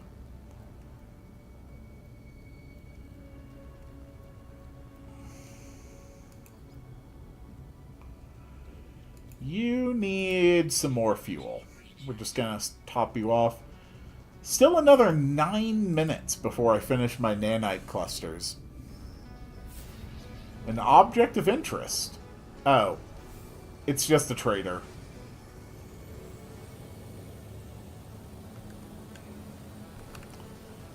Don't you try to mate with my ship. How dare you? I'm leaving. That is inappropriate ship-to-ship combat. Or contact. I meant to say contact. I haven't eaten all day. My head is slightly loopy. I should be able to find the storm crystals here. This part looks like there's a lot of water. Float above deep water for 60 seconds. I mean, I can probably do that on this planet. It looks like it's got some pretty deep oceans. Let's go ahead and set that.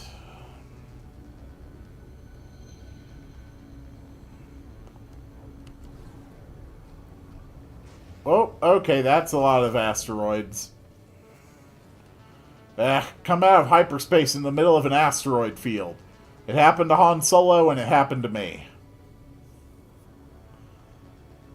This should be a perfectly fine landmass for my landing purposes, since this ship cannot just land on the water.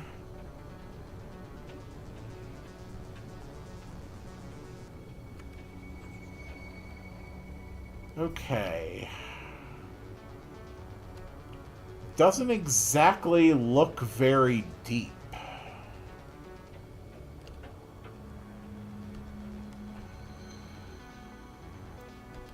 But it does look like there's a storm going on right now, so I need to immediately land and see if I can find some storm crystals before the storm breaks.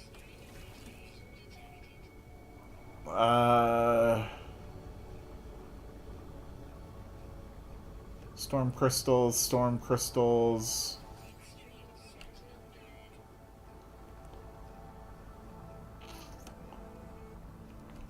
An alluring specimen, that's gonna be a hypnotic eye. Okay, so it only has to be 50 units deep to get this milestone. That's nothing. 50 units deep is nothing. We all drank the water. Well, maybe y'all shouldn't have gone and drank the water. Okay.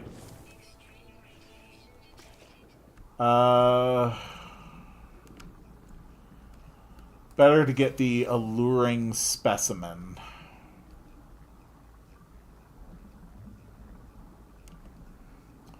Hello. We're just gonna switch to my gun here. Oh no, that's the Hadal Core.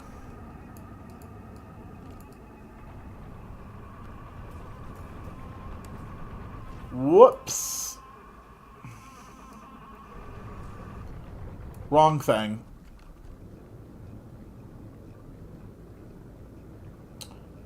Okay, but there is an extreme storm. Where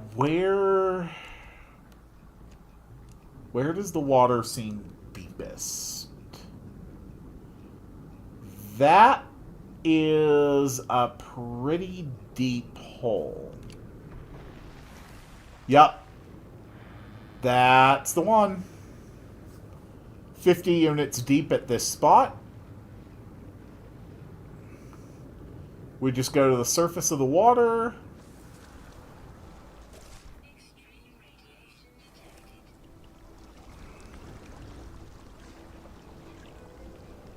Okay, float on the surface of the deep ocean for 60 seconds.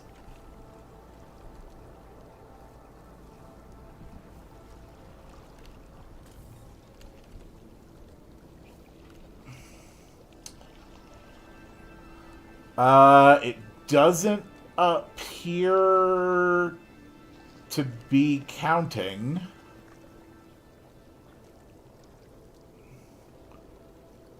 Don't fully understand why not.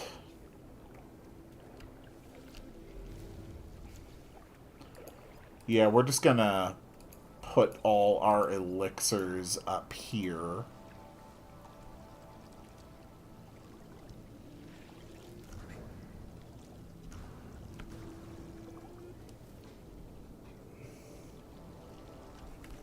So, if this is working...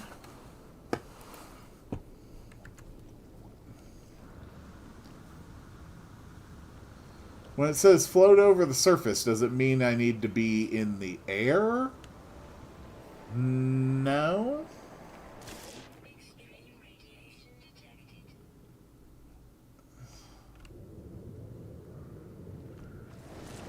Okay.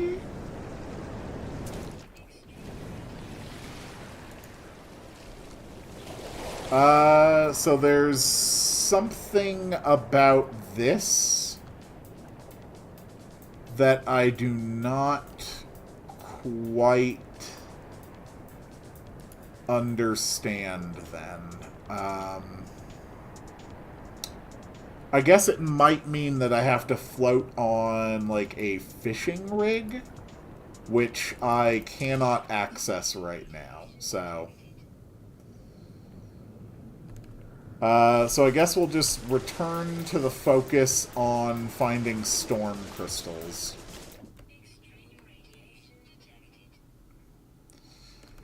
Yeah, I noticed that.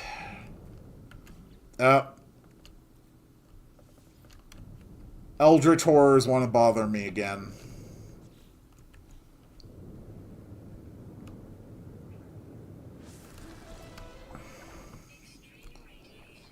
Okay. There we go. Storm crystals. Oh my god. And I've got sentinels coming after me, too. That is real damn annoying. Alright, screw it. We're just gonna burrow. Whoa, what the hell? What the... Oh, okay. Yeah, that definitely counts as extreme wind. I don't think I've ever seen wind do that to me. What the hell? It's like I'm caught in a tornado. Holy hell. I've never experienced that before.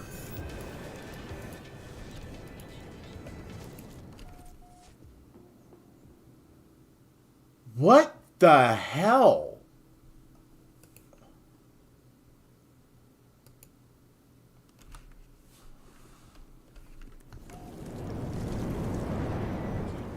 Yeah, no crap I had death by high-speed impact. Not to mention it just wiped out my inventory, so screw that. We're going back several minutes, because that's bullshit. I was literally actively trying to burrow into the side of that mountain, which is generally how you evade extreme weather.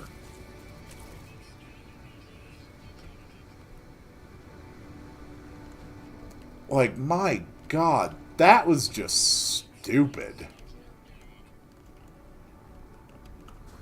Yeah, I kind of noticed that the sentinels here are pretty extreme.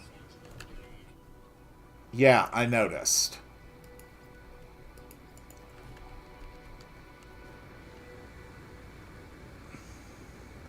I don't think there was anything I could have done there to survive except for go underwater.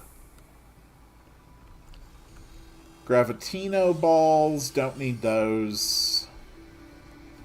Okay, this looks pretty safe. So we're just gonna dig a hidey hole. And it's not exactly the most exciting thing to do. But we're just going to wait in this hidey hole until we get some extreme weather. Might be a good idea to make a save point as well. Okay. There.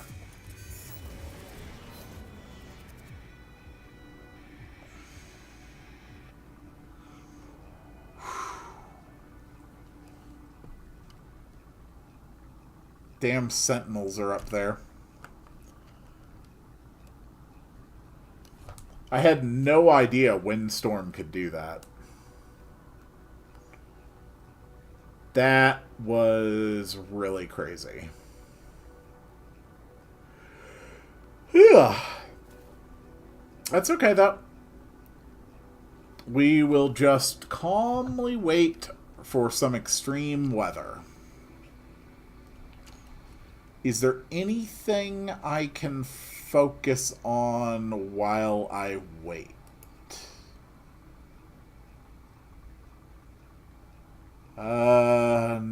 Not... Oh! 64 boundary horrors. I mean, that's something I could actually work on, but... Might be better to work on that, you know, literally any other planet. Where I'm not at constant danger. Still,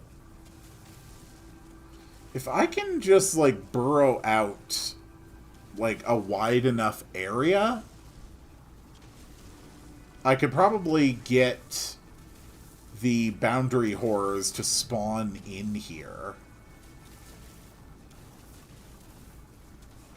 Oh, you will not find us in the water. That's a way of That's another way of how to avoid them. Got it. At least that's what I take that to mean.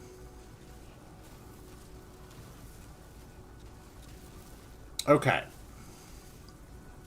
So if it's a big enough area, even if it's artificially carved... Oh. I appear to have breached the walls of my own hidey hole. You know, maybe I can,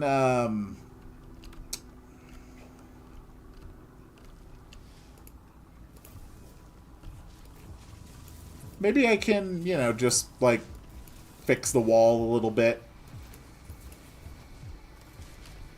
There we go. Okay, my hidey hole is safe again. So now the question is... do the boundary horrors spawn in here?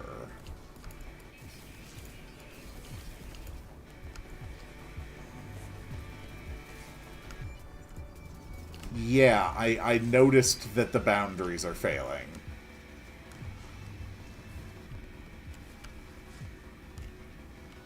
So, if all the boundary horrors have to come in through one simple exit, it might actually be relatively easy to hunt them. So while my plan of getting them to spawn underground does not appear to have been successful, I've nonetheless established a practical killing zone, probably.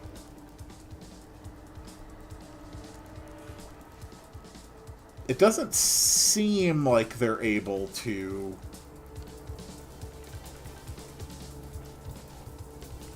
come in here. So that's good. That is a practical defense against them. Oh, okay, okay. This is important. This is more important. Alright. We're going to have an extreme storm going on.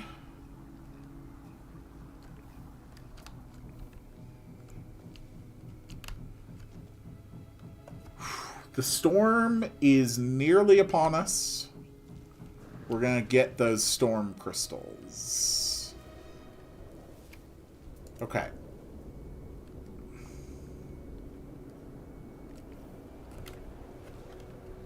Okay.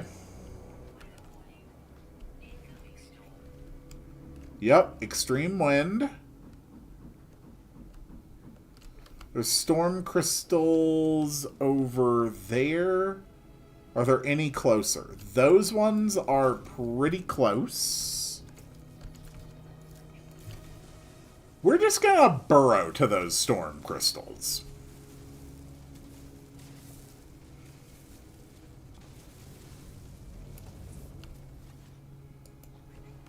Okay, I think I just accidentally destroyed a storm crystal. Okay, storm crystal. Got it. Now retreat back underground because the wind is absolutely deadly.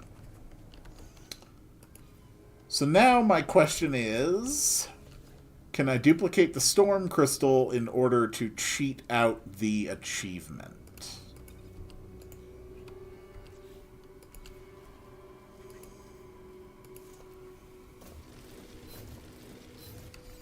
That's 2 storm crystals.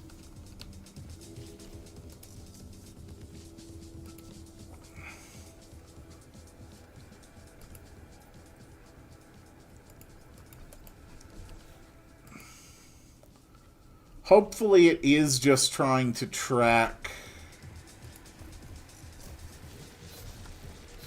the number that I get from any source and not actually storm crystals that I specifically collect out in the open. Unfortunately, this doesn't appear to be working.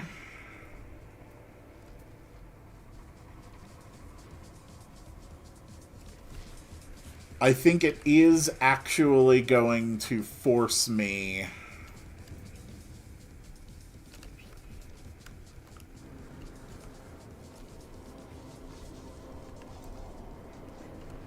to manually gather 5 storm crystals, which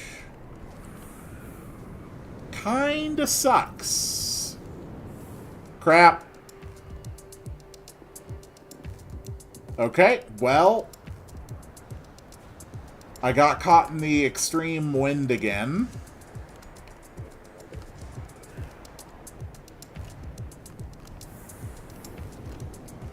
Okay. Ugh.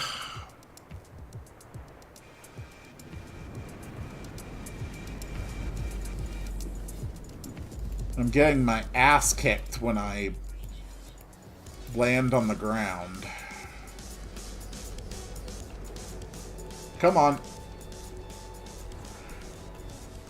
There we go. We're so close to the crystals.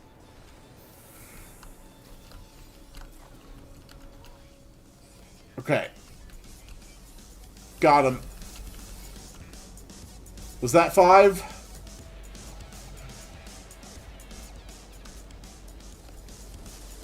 That may have been the full 5.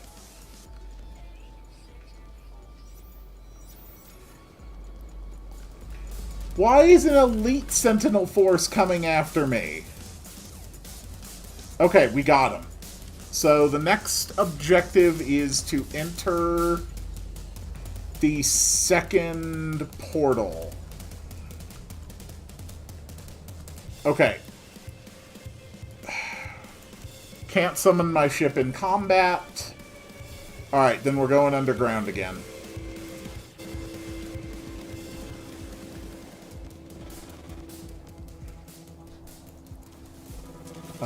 I worry that they'll see me in that tunnel, but I should be safe here.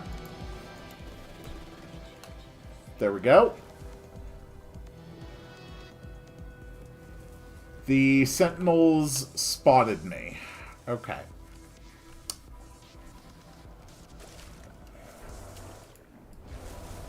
Then let's go deeper.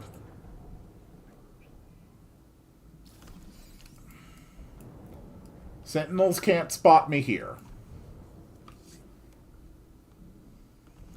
I am literally in an underwater cave.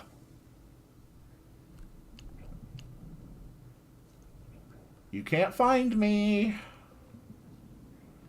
You can't find me.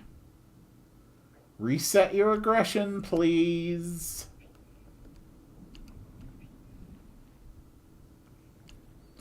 Okay. The Sentinel Force has been deactivated. We got our storm crystals. Okay. Let's... Yes, I am aware of all of your notifications. God damn it, it spotted me again. Can you seriously just, like, fuck off, you damn Sentinel? Oh my god. I just want to summon my ship and get off this worthless planet. Okay. Fine. Yes, summon my ship. Drink the Quicksilver.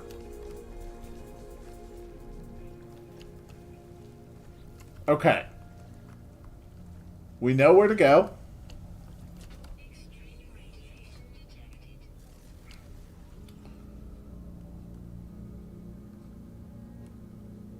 Okay.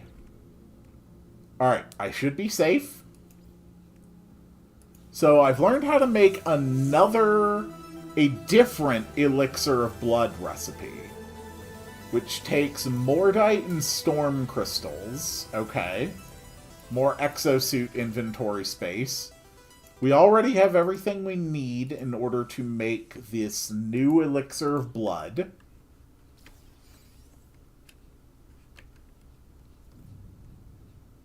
And we have already tracked a portal location over here. 3 hours away at regular speed. We are not screwing around with regular speed.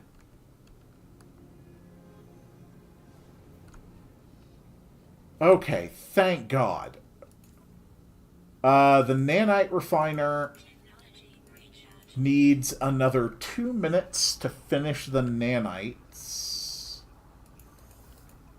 But even the ones it already has are sufficient to get a copy of my normal gameplay ship. Which is going to just be so damn satisfying.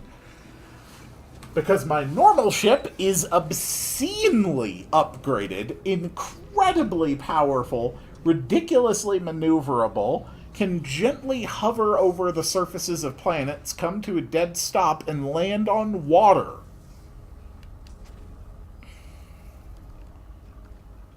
So let's go get a copy of my super ship.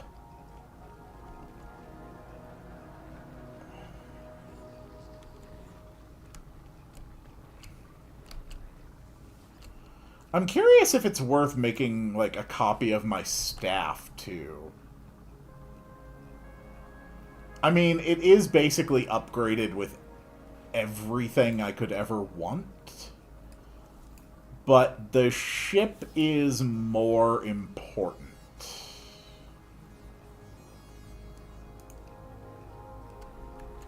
That leaves me with 3,000 nanites.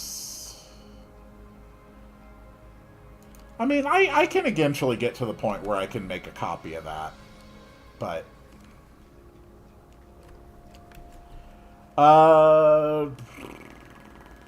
Yep, enter the second portal. That is objectively my next step.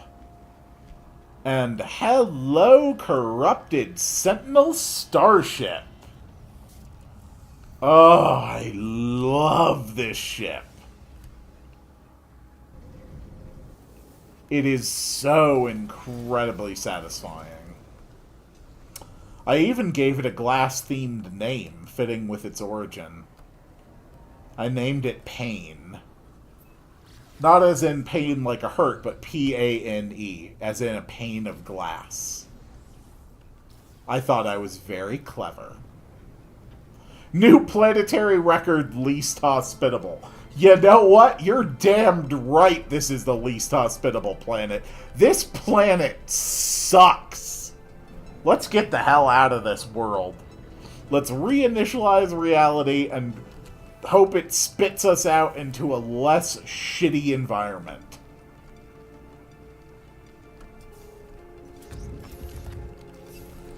Someone left a communication station that says, "What are you doing, step bro?" Oh, God. I dubbed some of the... Yep, this is the same. Have you seen it yet? Have you seen us? You have seen us. We have seen you. We are all together now. Together in the void beyond. Yeah, I'm just gonna say nothing. Come, Silent One. Join us now. We are closer than you think. I don't think I like that you're closer than I think. But you know what? I don't give a damn where this spits me out. I am taking this Stargate. I am getting off this miserable crap of rock. Ugh. What a terrible, terrible planet. Alright, let's reinitialize reality yet again.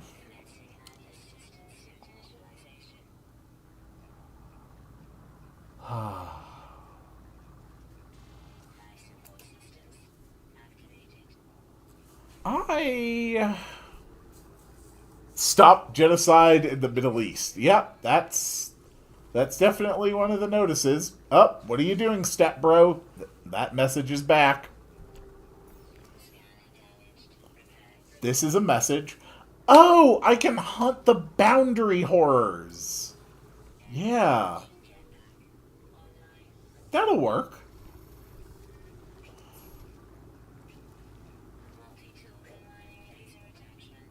Cool. Boy, we got some weird messages across the other end of reality. I do not like that it immediately starts me out hostile against the... Oh, no, it doesn't start me immediately hostile. Okay, good. So we get the a solar panel. Sure. Inventory slots. Why not?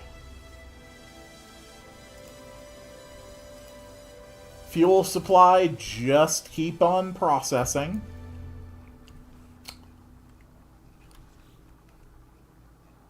And we get the ink-stained trail customization. We got some weird tentacle bros here. So we can make a new thing. The anomaly seal. I guess. Which I'm not actually seeing anything for. Yeah, anomaly seal plans. So here we first need to purge the tentacle. You know what? Screw it.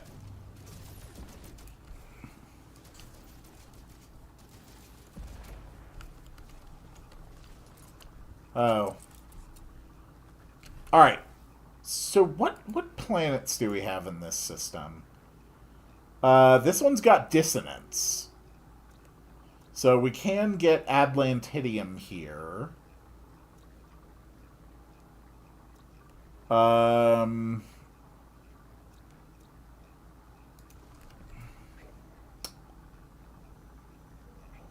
That's a dissonance resonator. What are the other things in Phase 3? Hungering tentacles, anomalous fish, Atlantidium, though. We can mine that from living fragments. And we've got plenty of fragments here.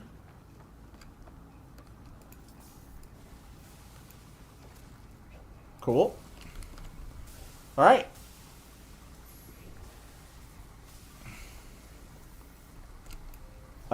That's radiant shards, not Atlantidium.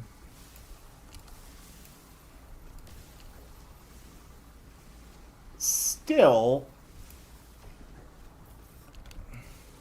getting radiant shards wouldn't be a bad idea.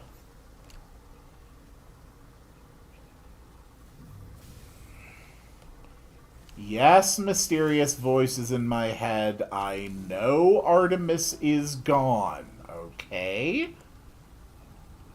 We all miss our dead space waifus, but sometimes you just gotta get over it and move on with your life, okay? Just think about anything else. Literally, just anything else other than tragedy and trauma, okay? It's not that hard. You can't properly process trauma and tragedy if you are spending every ounce of your strength doing nothing but remembering it. At some point, there has to be an act of will to begin a healing process.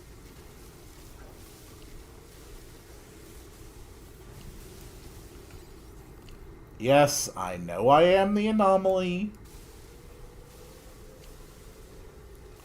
We have nearly reached the boundary failure. Then the boundary horrors will begin to spawn.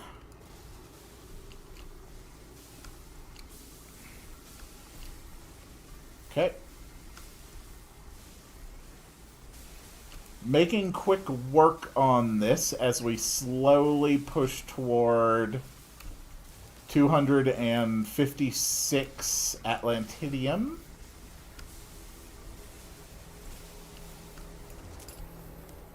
Boundary horrors are now spawning. That's okay, I can knock this out real quick. Then we will focus on getting up to the kills we need. Come on. I might need a bit more ammo, though. Let's do a quick ammo dupe. Where's my ammo? Here's my ammo. Okay. Cool. Go again.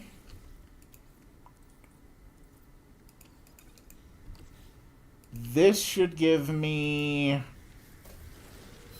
enough ammo to do my bolt caster hunting. Alright, let's go.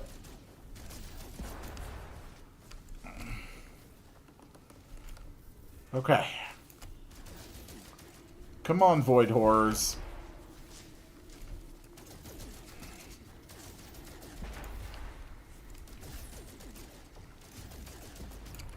Okay.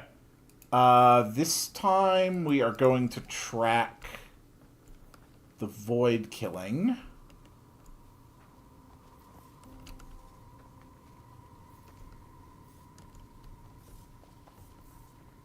Look for the notices on the UI indicating that they have appeared. They appear as the those purple diamonds.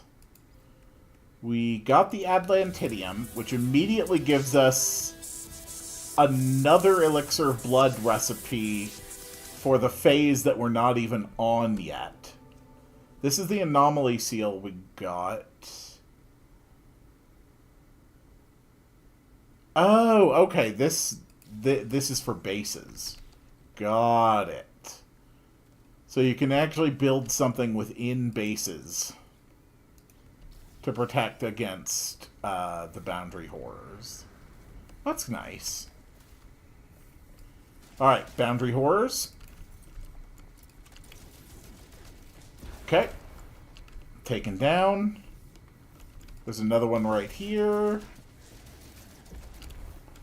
We are at 26 boundary horrors.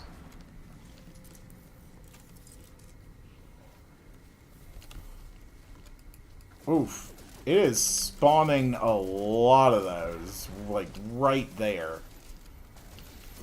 That is actually ideal for me, since I am trying to get up. Whoa. Since I'm trying to get up to my 64 kills. Come on. Keep going.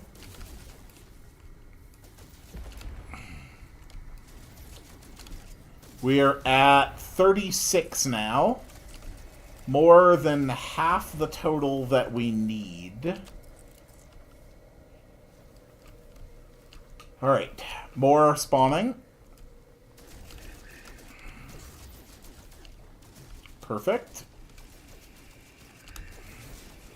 Looks like that particular rift spawned 5 more.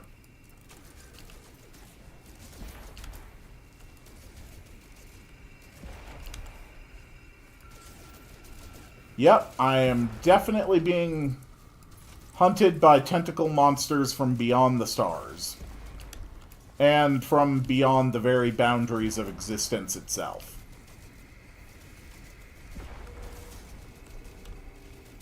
Okay. Got it. Next batch.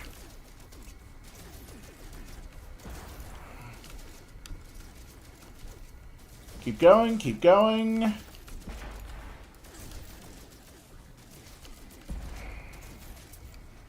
We are already up to 50.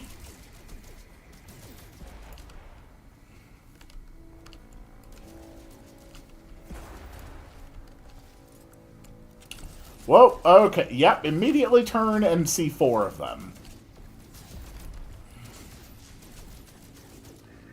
Take them out, take them out, take them out, take them out.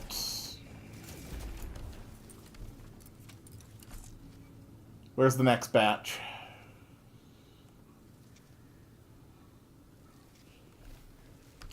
There they are. Should be very close to the goal now. We're at 58. 59.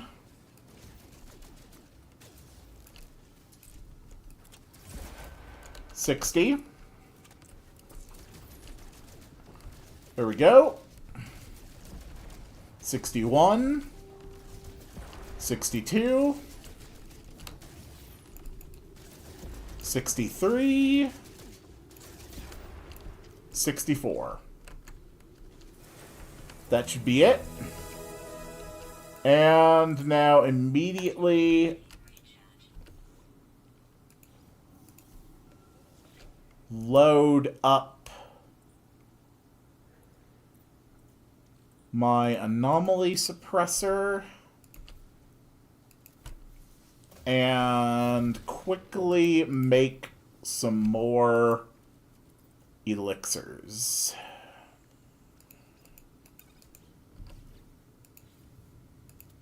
Since it takes 2 at a time to fully repair or to fully fill up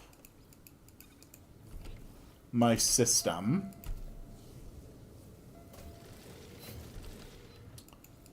That brings me up to 8, and this will put it to 16. These things really, really need to stack more than 10 to stack. More than 10 to a stack. Alright. That is a phase 5 task done, which gives me some fireworks and a biological sample, which doesn't matter. The refiner needs more fuel. We now have enough nanites to finish another milestone in phase 5, which gives another elixir of blood recipe and a terrifying sample. Alright, so what else do we need to do here? It is specifically the hungering tendrils.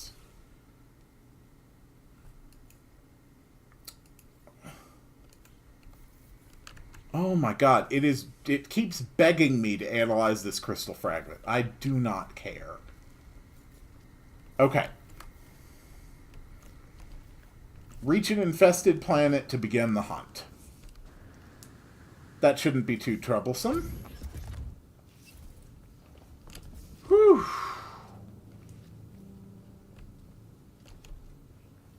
Wait, where's my ship? Oh, okay, there's my ship. I mean, honestly, that's a pretty impressive landing.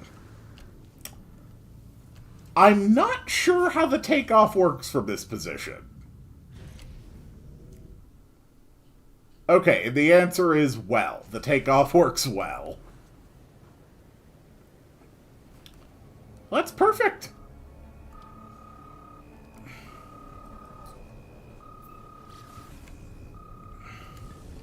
Okay, let's get a copy of my super multi-tool. It's not my best multi-tool for combat. It's not my best multi-tool for exploration and gathering. But it is a multi-tool that has literally every single supplemental system on it. And all of them are pretty well upgraded. So that's good enough, I think.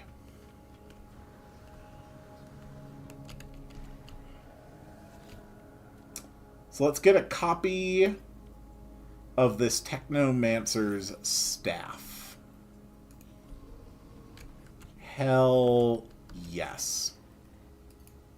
And let's swap.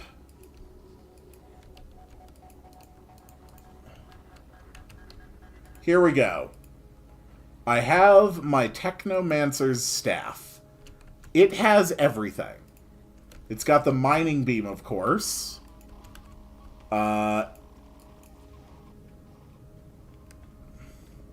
We need an infested planet.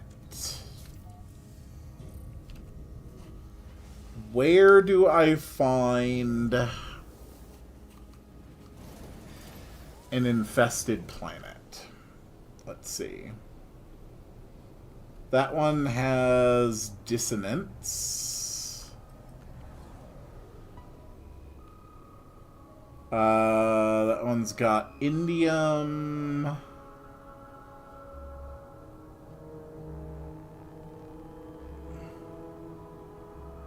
That one, fish anomaly. Redacted planet?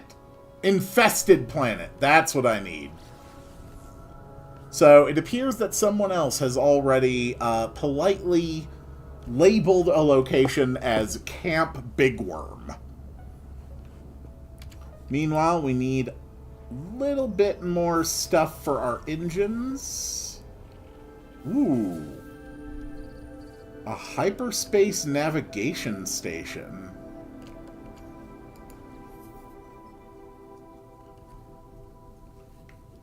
Yeah, 00014B00FCA7844C, right back at ya. I don't like the look of you. Well, you sure can take a beating.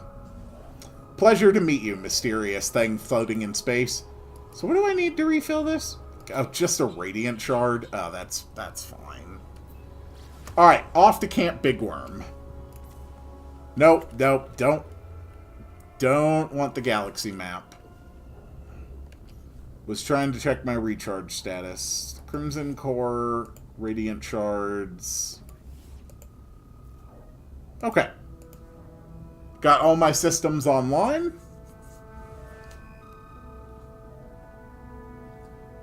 "40 seconds until we arrive at Camp Bigworm.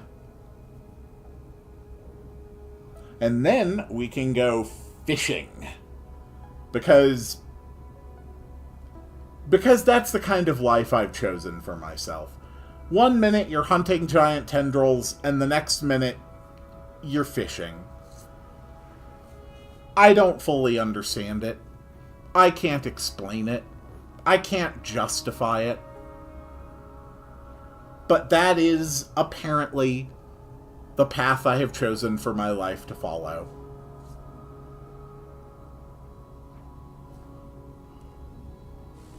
Alright, down we go.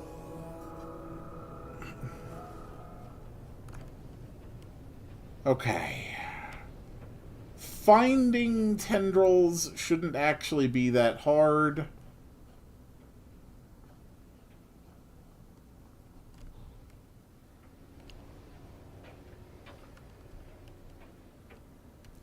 We'll just land here and begin our search.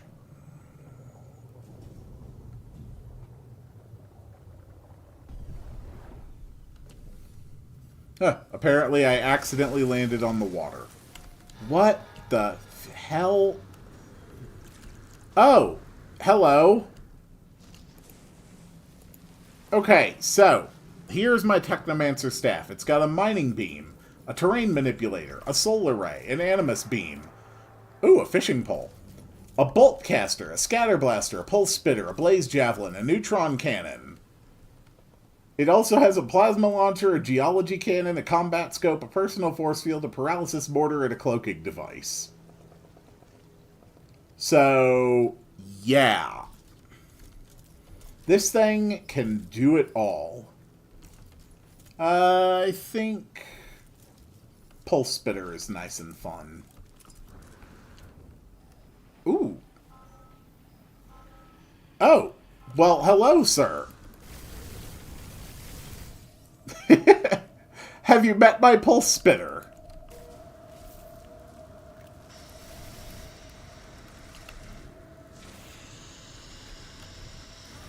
Ah, you were behind me.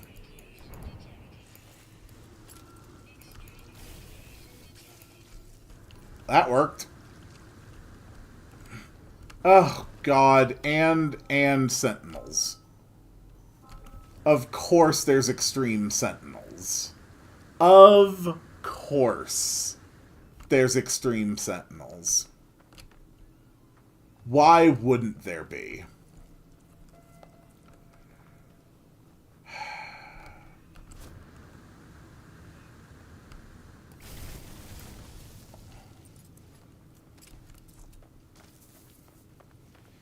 Yeah, my Technomancer's staff is, kind of insane. That's the second Titan Burrow. Dead ahead.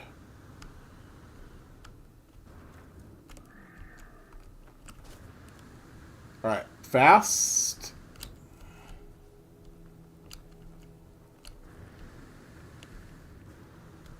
Thank you. Hello. Hello. And that's all three of them dead. Because that's just how easy this is when you have a fully upgraded multi-tool that's basically just turned into a machine gun. But why not play with some other weapons? Oh, I'm not worried about that.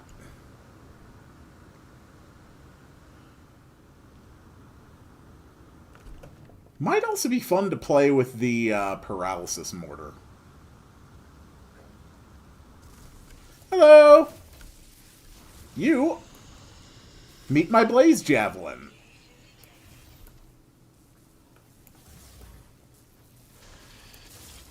Actually, that took way more hits to kill you.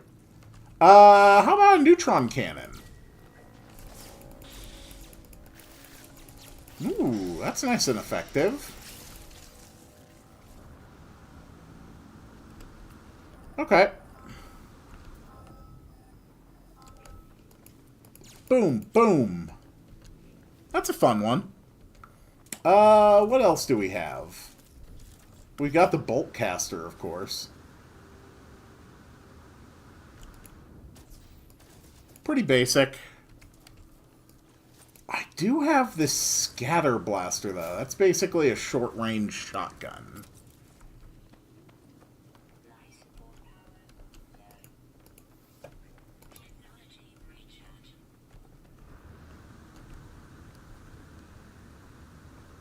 Almost there.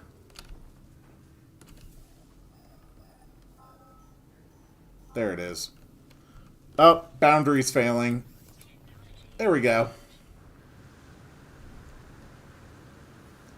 Alright, let's summon some friends and introduce them to my shotgun. Hello!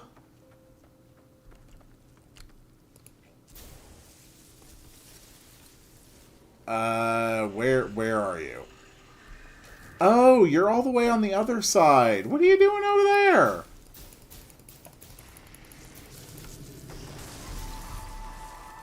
Yeah. At the end of the day, the Pulse Spitter is just the best.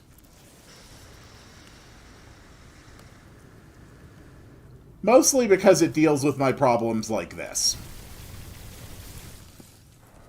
See? I had a problem, and now I don't.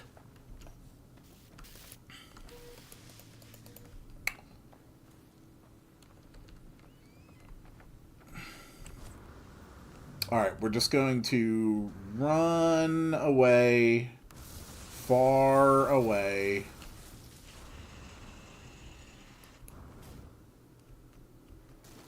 There. Alright, no enemies in sight.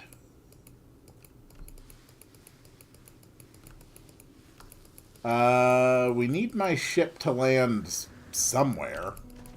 Here we go. Thank you, ship.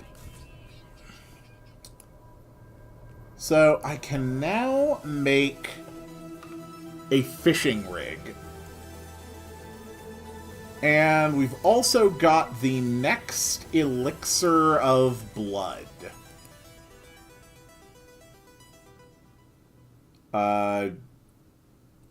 I'm not even sure which Elixir of Blood we're trying to make at this point. But I know that at the least...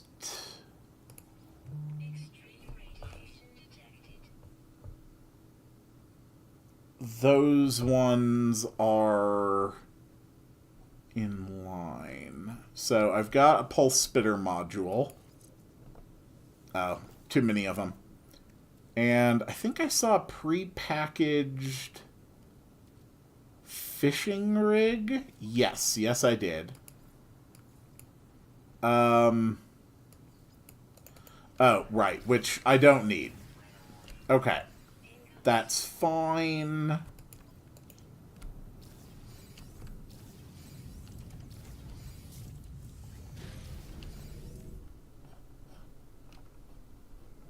Alright, let's head to that other anomalous planet.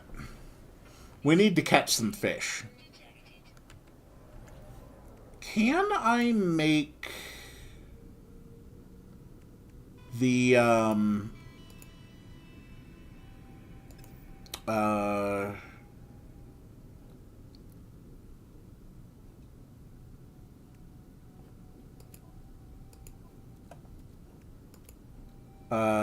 the exocraft.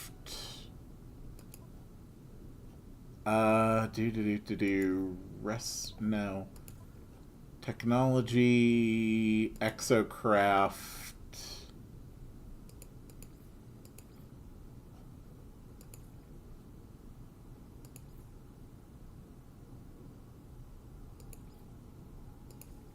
No, I don't think I can make the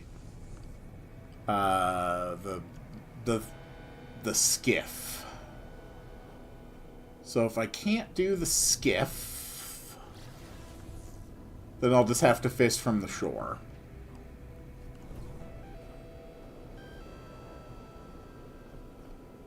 Okay. So that was that planet. A peaceful place to stay mad and fishing. That looks like exactly the sort of destination that I need. Thank you, whoever created a place and named it that. Your contribution is much appreciated. So, catch the fish, stay calm, become serene in the face of infinity. Sure. That, you know, that seems like a perfectly normal, reasonable, quantifiable task to give me. I do not care about there being an object of interest.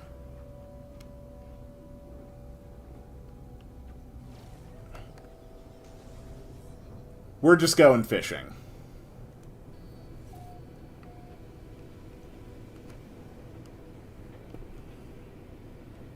Can't see through the clouds. Ah, good. They even installed a landing site.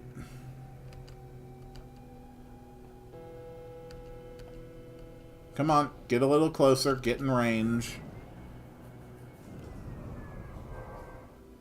Much better.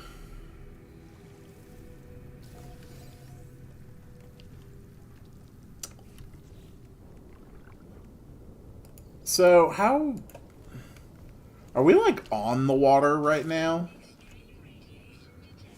Yeah, I think we are on the water's surface.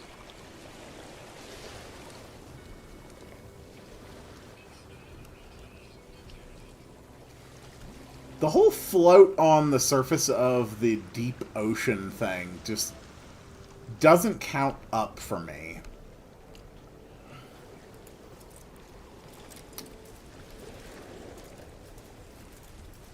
Alright. Then I guess we're going fishing. Ugh.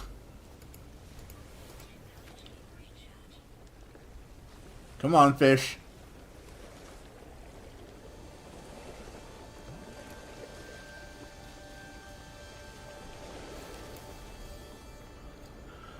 Mealworms. Great. I learned how to make mealworms. Holy crap. My boundary resistance is dropping so damn fast in the storm.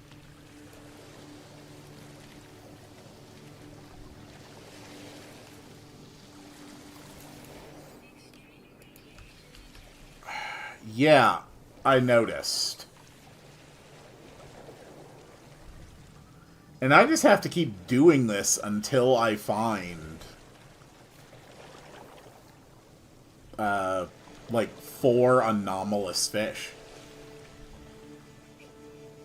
I don't have any way I know of to make that, like, happen any faster or any more consistently. I'm just stuck here fishing.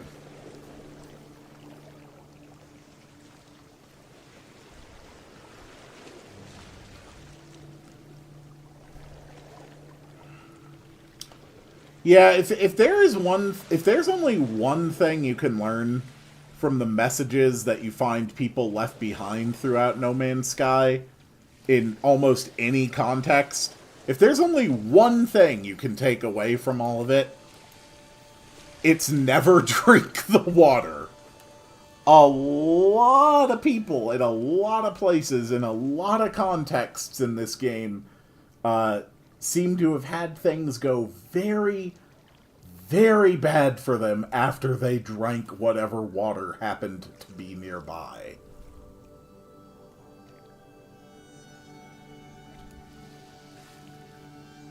Now that I reflect on that a little more, it may just be a fundamental threat within the setting, if I'm being honest. Alright, let's get rid of some of that extra salvage data. I don't need that. Lost jelly. Okay, I don't really need lost jelly. I don't need fireworks. I don't need flesh rope. I don't need invisible thistles. I just need anomalous fish. That's it.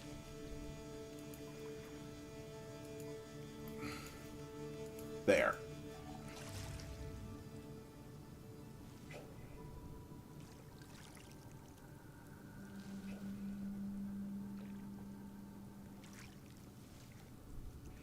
Go on.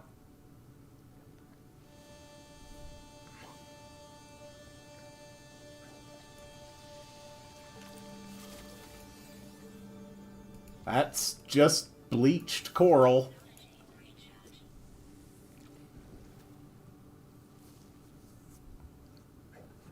The anomalies seem to be pretty demanding.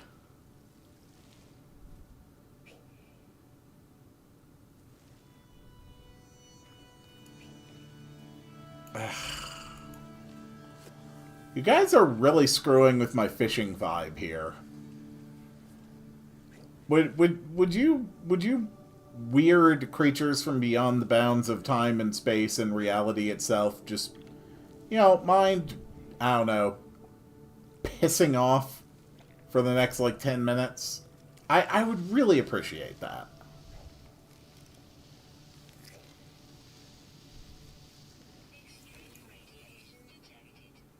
An ionized clam. Great. Also, I apparently caught a 20-kilo shark.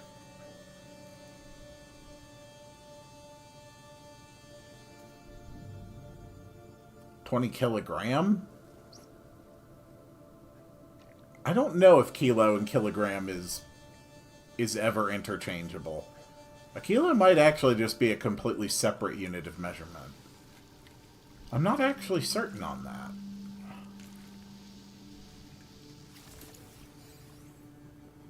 Oh, good.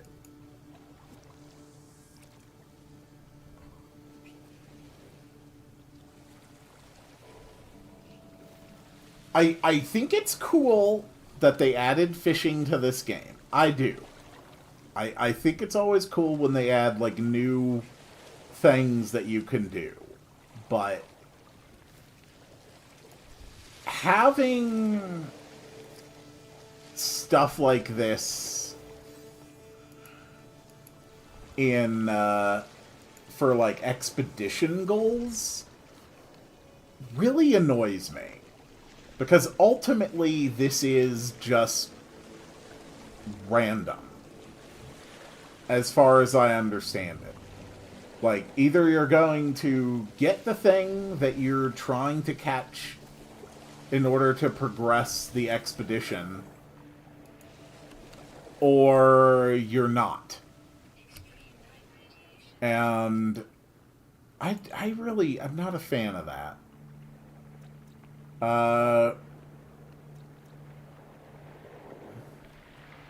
You know, it might...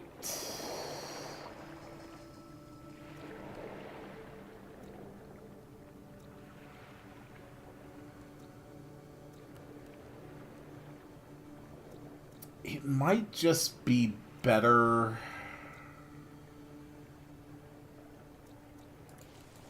to check out a different planet. I don't know. Maybe... Normally, if you are on the right planet for a task, it will specifically just get... It won't give a message in the guidance tooltips that suggests maybe you should be on another planet instead. The guidance I'm getting here kind of suggests to me like it's not the planet that I want to be on. What is this world over here?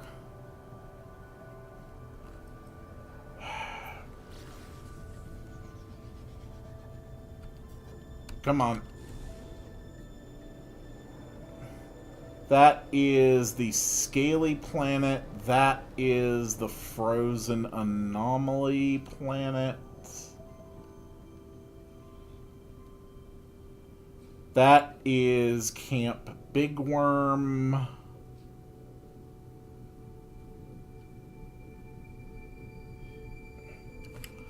Which is the one...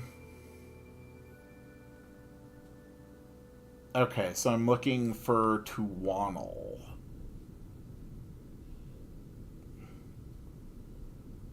That's not Tuwanel. That is Tuwanel. Alright. I mean, it's got a base literally called Fish Anomaly on it. Also, I don't think I've ever seen a planet that's classified as Redacted Planet. So I'm honestly kind of curious what that means.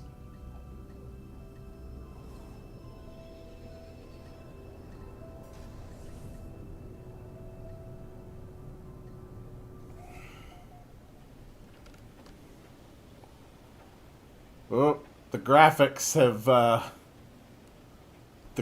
have decided they want to start acting up on me.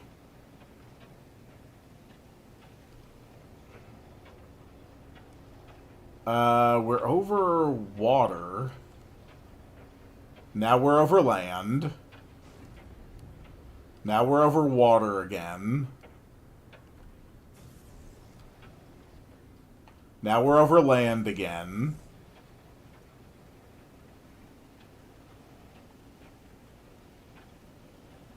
I think I just crashed into a tree. Okay, screw it. I have no idea where we are, but we're just gonna land. And, of course, we are in an extreme storm. Because why wouldn't we be in an extreme storm?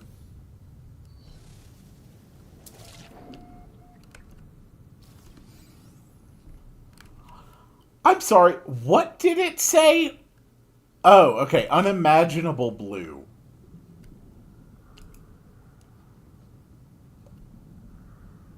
Okay, that is interesting.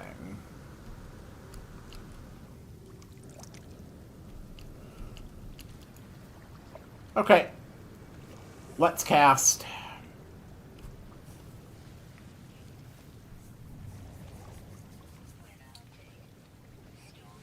Okay, good, good. Storm's clearing.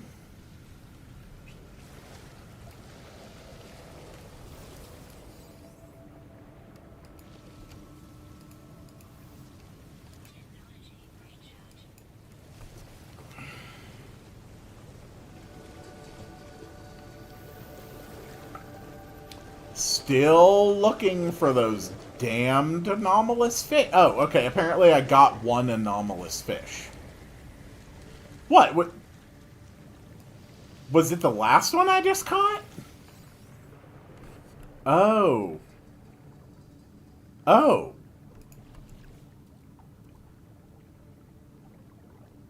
Huh. Okay. Well,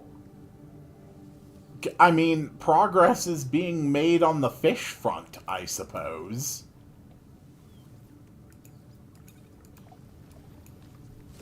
Works for me. Hopefully we can finish this up real quick, get the elixir recipe, and move on to the next step of the expedition.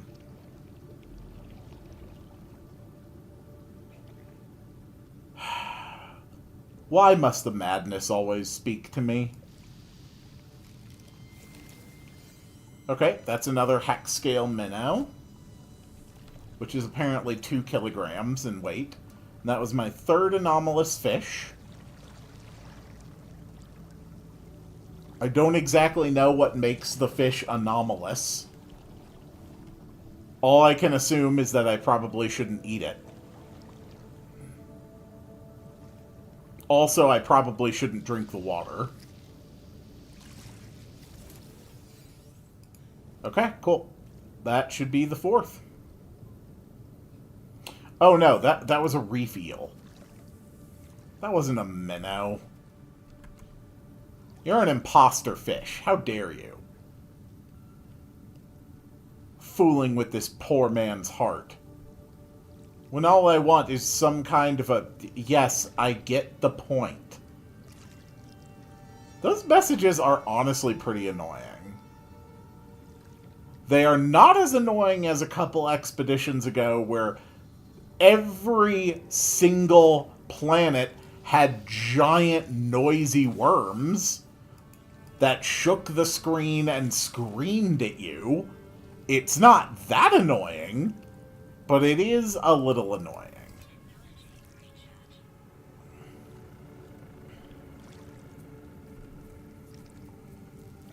Come on, bite the bait and also be anomalous. Nope, that is a starfish. I am going to burn this universe to the ground just to get rid of these damn things.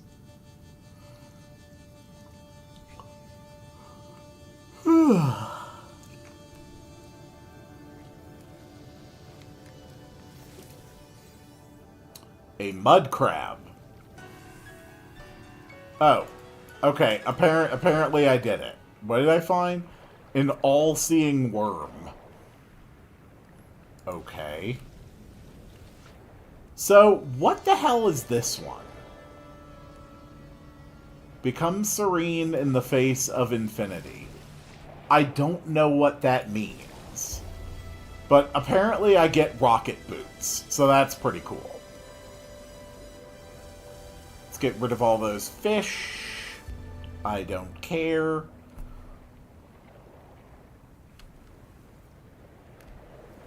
We get rocket boots. Okay, so what the hell does this mean?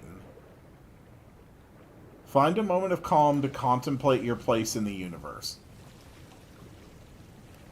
Okay, so I have to wait until night and then just stare up at the stars for 1 minute.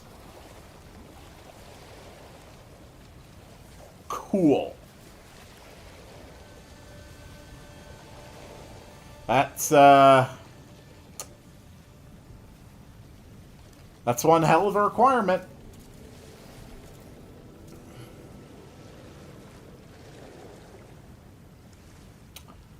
I guess I just stand here and wait for night.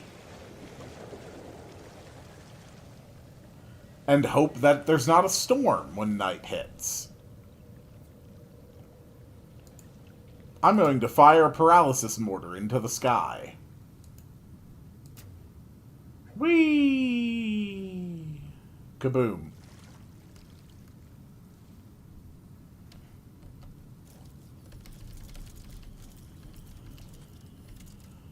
What if I launch Plasma? Yes, I know Artemis is gone. We are all very sad about that. Okay. Okay. There is the dark sky.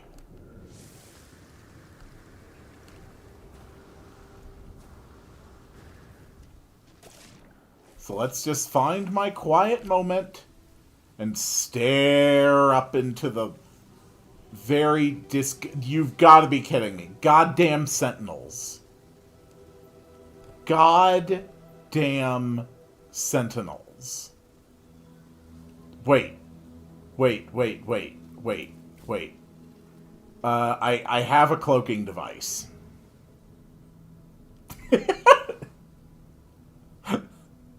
Maybe they won't notice me if I use that. God damn it.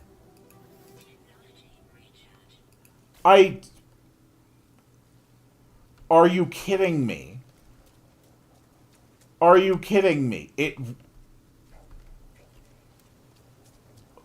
What the hell? The night lasted less than 2 minutes. And then the countdown was interrupted. And I don't know if it's because my boundary protection dropped below 50%. So, you know, it might have started trying to spawn some guys. Or if maybe it was because a sentinel spotted me. I genuinely have no idea. But you know what? Screw it. We're going to a different planet. We're going to the Scaly planet. There is going to be no extreme storms. There's not going to be anything around. It still has high sentinel activity, but at least, maybe, the planet will leave me the hell alone for 60 seconds. Also, I think it's night here right now, which helps. Oh my god, landing area not clear. There. Is it clear now? Just land, land, land, land, land. Thank you. Oh my god. Okay, night sky. I need you to stay at night sky for 60 seconds. Oh.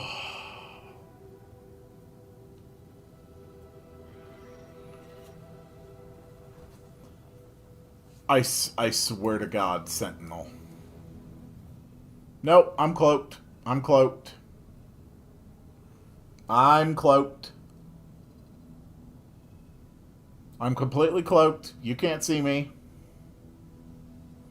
We're past 30 seconds. 35. 40. We're cloaked again. Nope. Cloak is still going. 50. Okay, we're past 50 seconds. I'm just cloaking to the end. I don't want anything to notice me. There we go. We have achieved serenity, apparently. And that means we get the next Elixir of Blood recipe, which we can immediately craft. And now we drink the Quicksilver in order to find a portal. Alright, come on, my super ship. This reality sucks. It does not suck as much as the last reality. I will absolutely admit to that. This reality is a lot better than the last one. But still not great.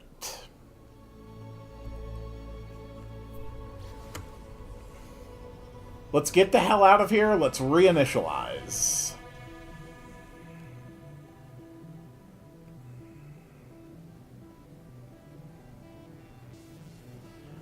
I think most of the difficult objectives at this point have pretty much been taken care of.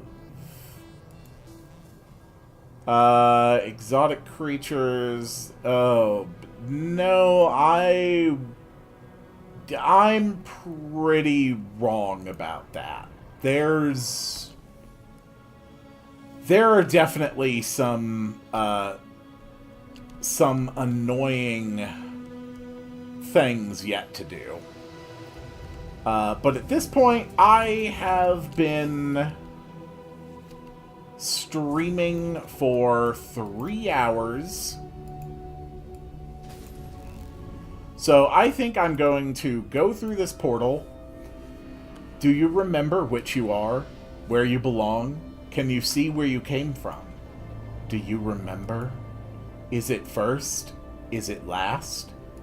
Yeah, I'm first. The voice only laughs in response. The sound chills me. I'm going to go through this portal. I'm going to reinitialize reality again. Then I'm going to drop my save. And that's going to be it for today's stream. I took out more than half this expedition in one go. I think that that's very respectable. You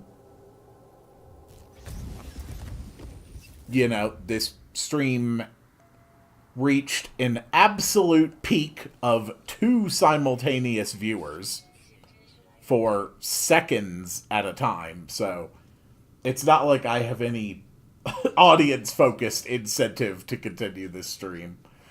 There hasn't been a single chat message this whole stream either.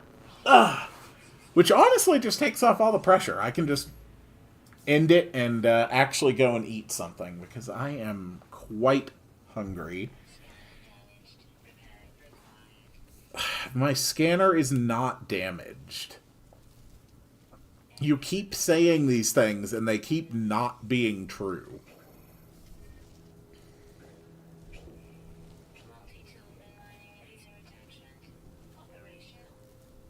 Yep. I do not like that it's resetting my camera every time I do that. But that's pretty good. We breached the 3rd thing. We get a launch thrusters upgrade, which we do not need. A pulse spitter upgrade, which we do not need. Some inverted mirrors, which we probably don't need. We do get a new customization reward here. And, oh. Wait, did my ship actually get damaged? No, it's fine. We do get another customization reward. which I can't really show off easily right now. But yeah, all in all, I think this was very successful. I'll probably just finish up this expedition on my own time tomorrow. The No Man's Skies really don't attract any kind of an audience, but yeah, I wanted to stream something today, and this happened to be on my to-do list. So I think that's going to be it for today. Thank you so much for watching, and I will see you all on the next one. Out we go.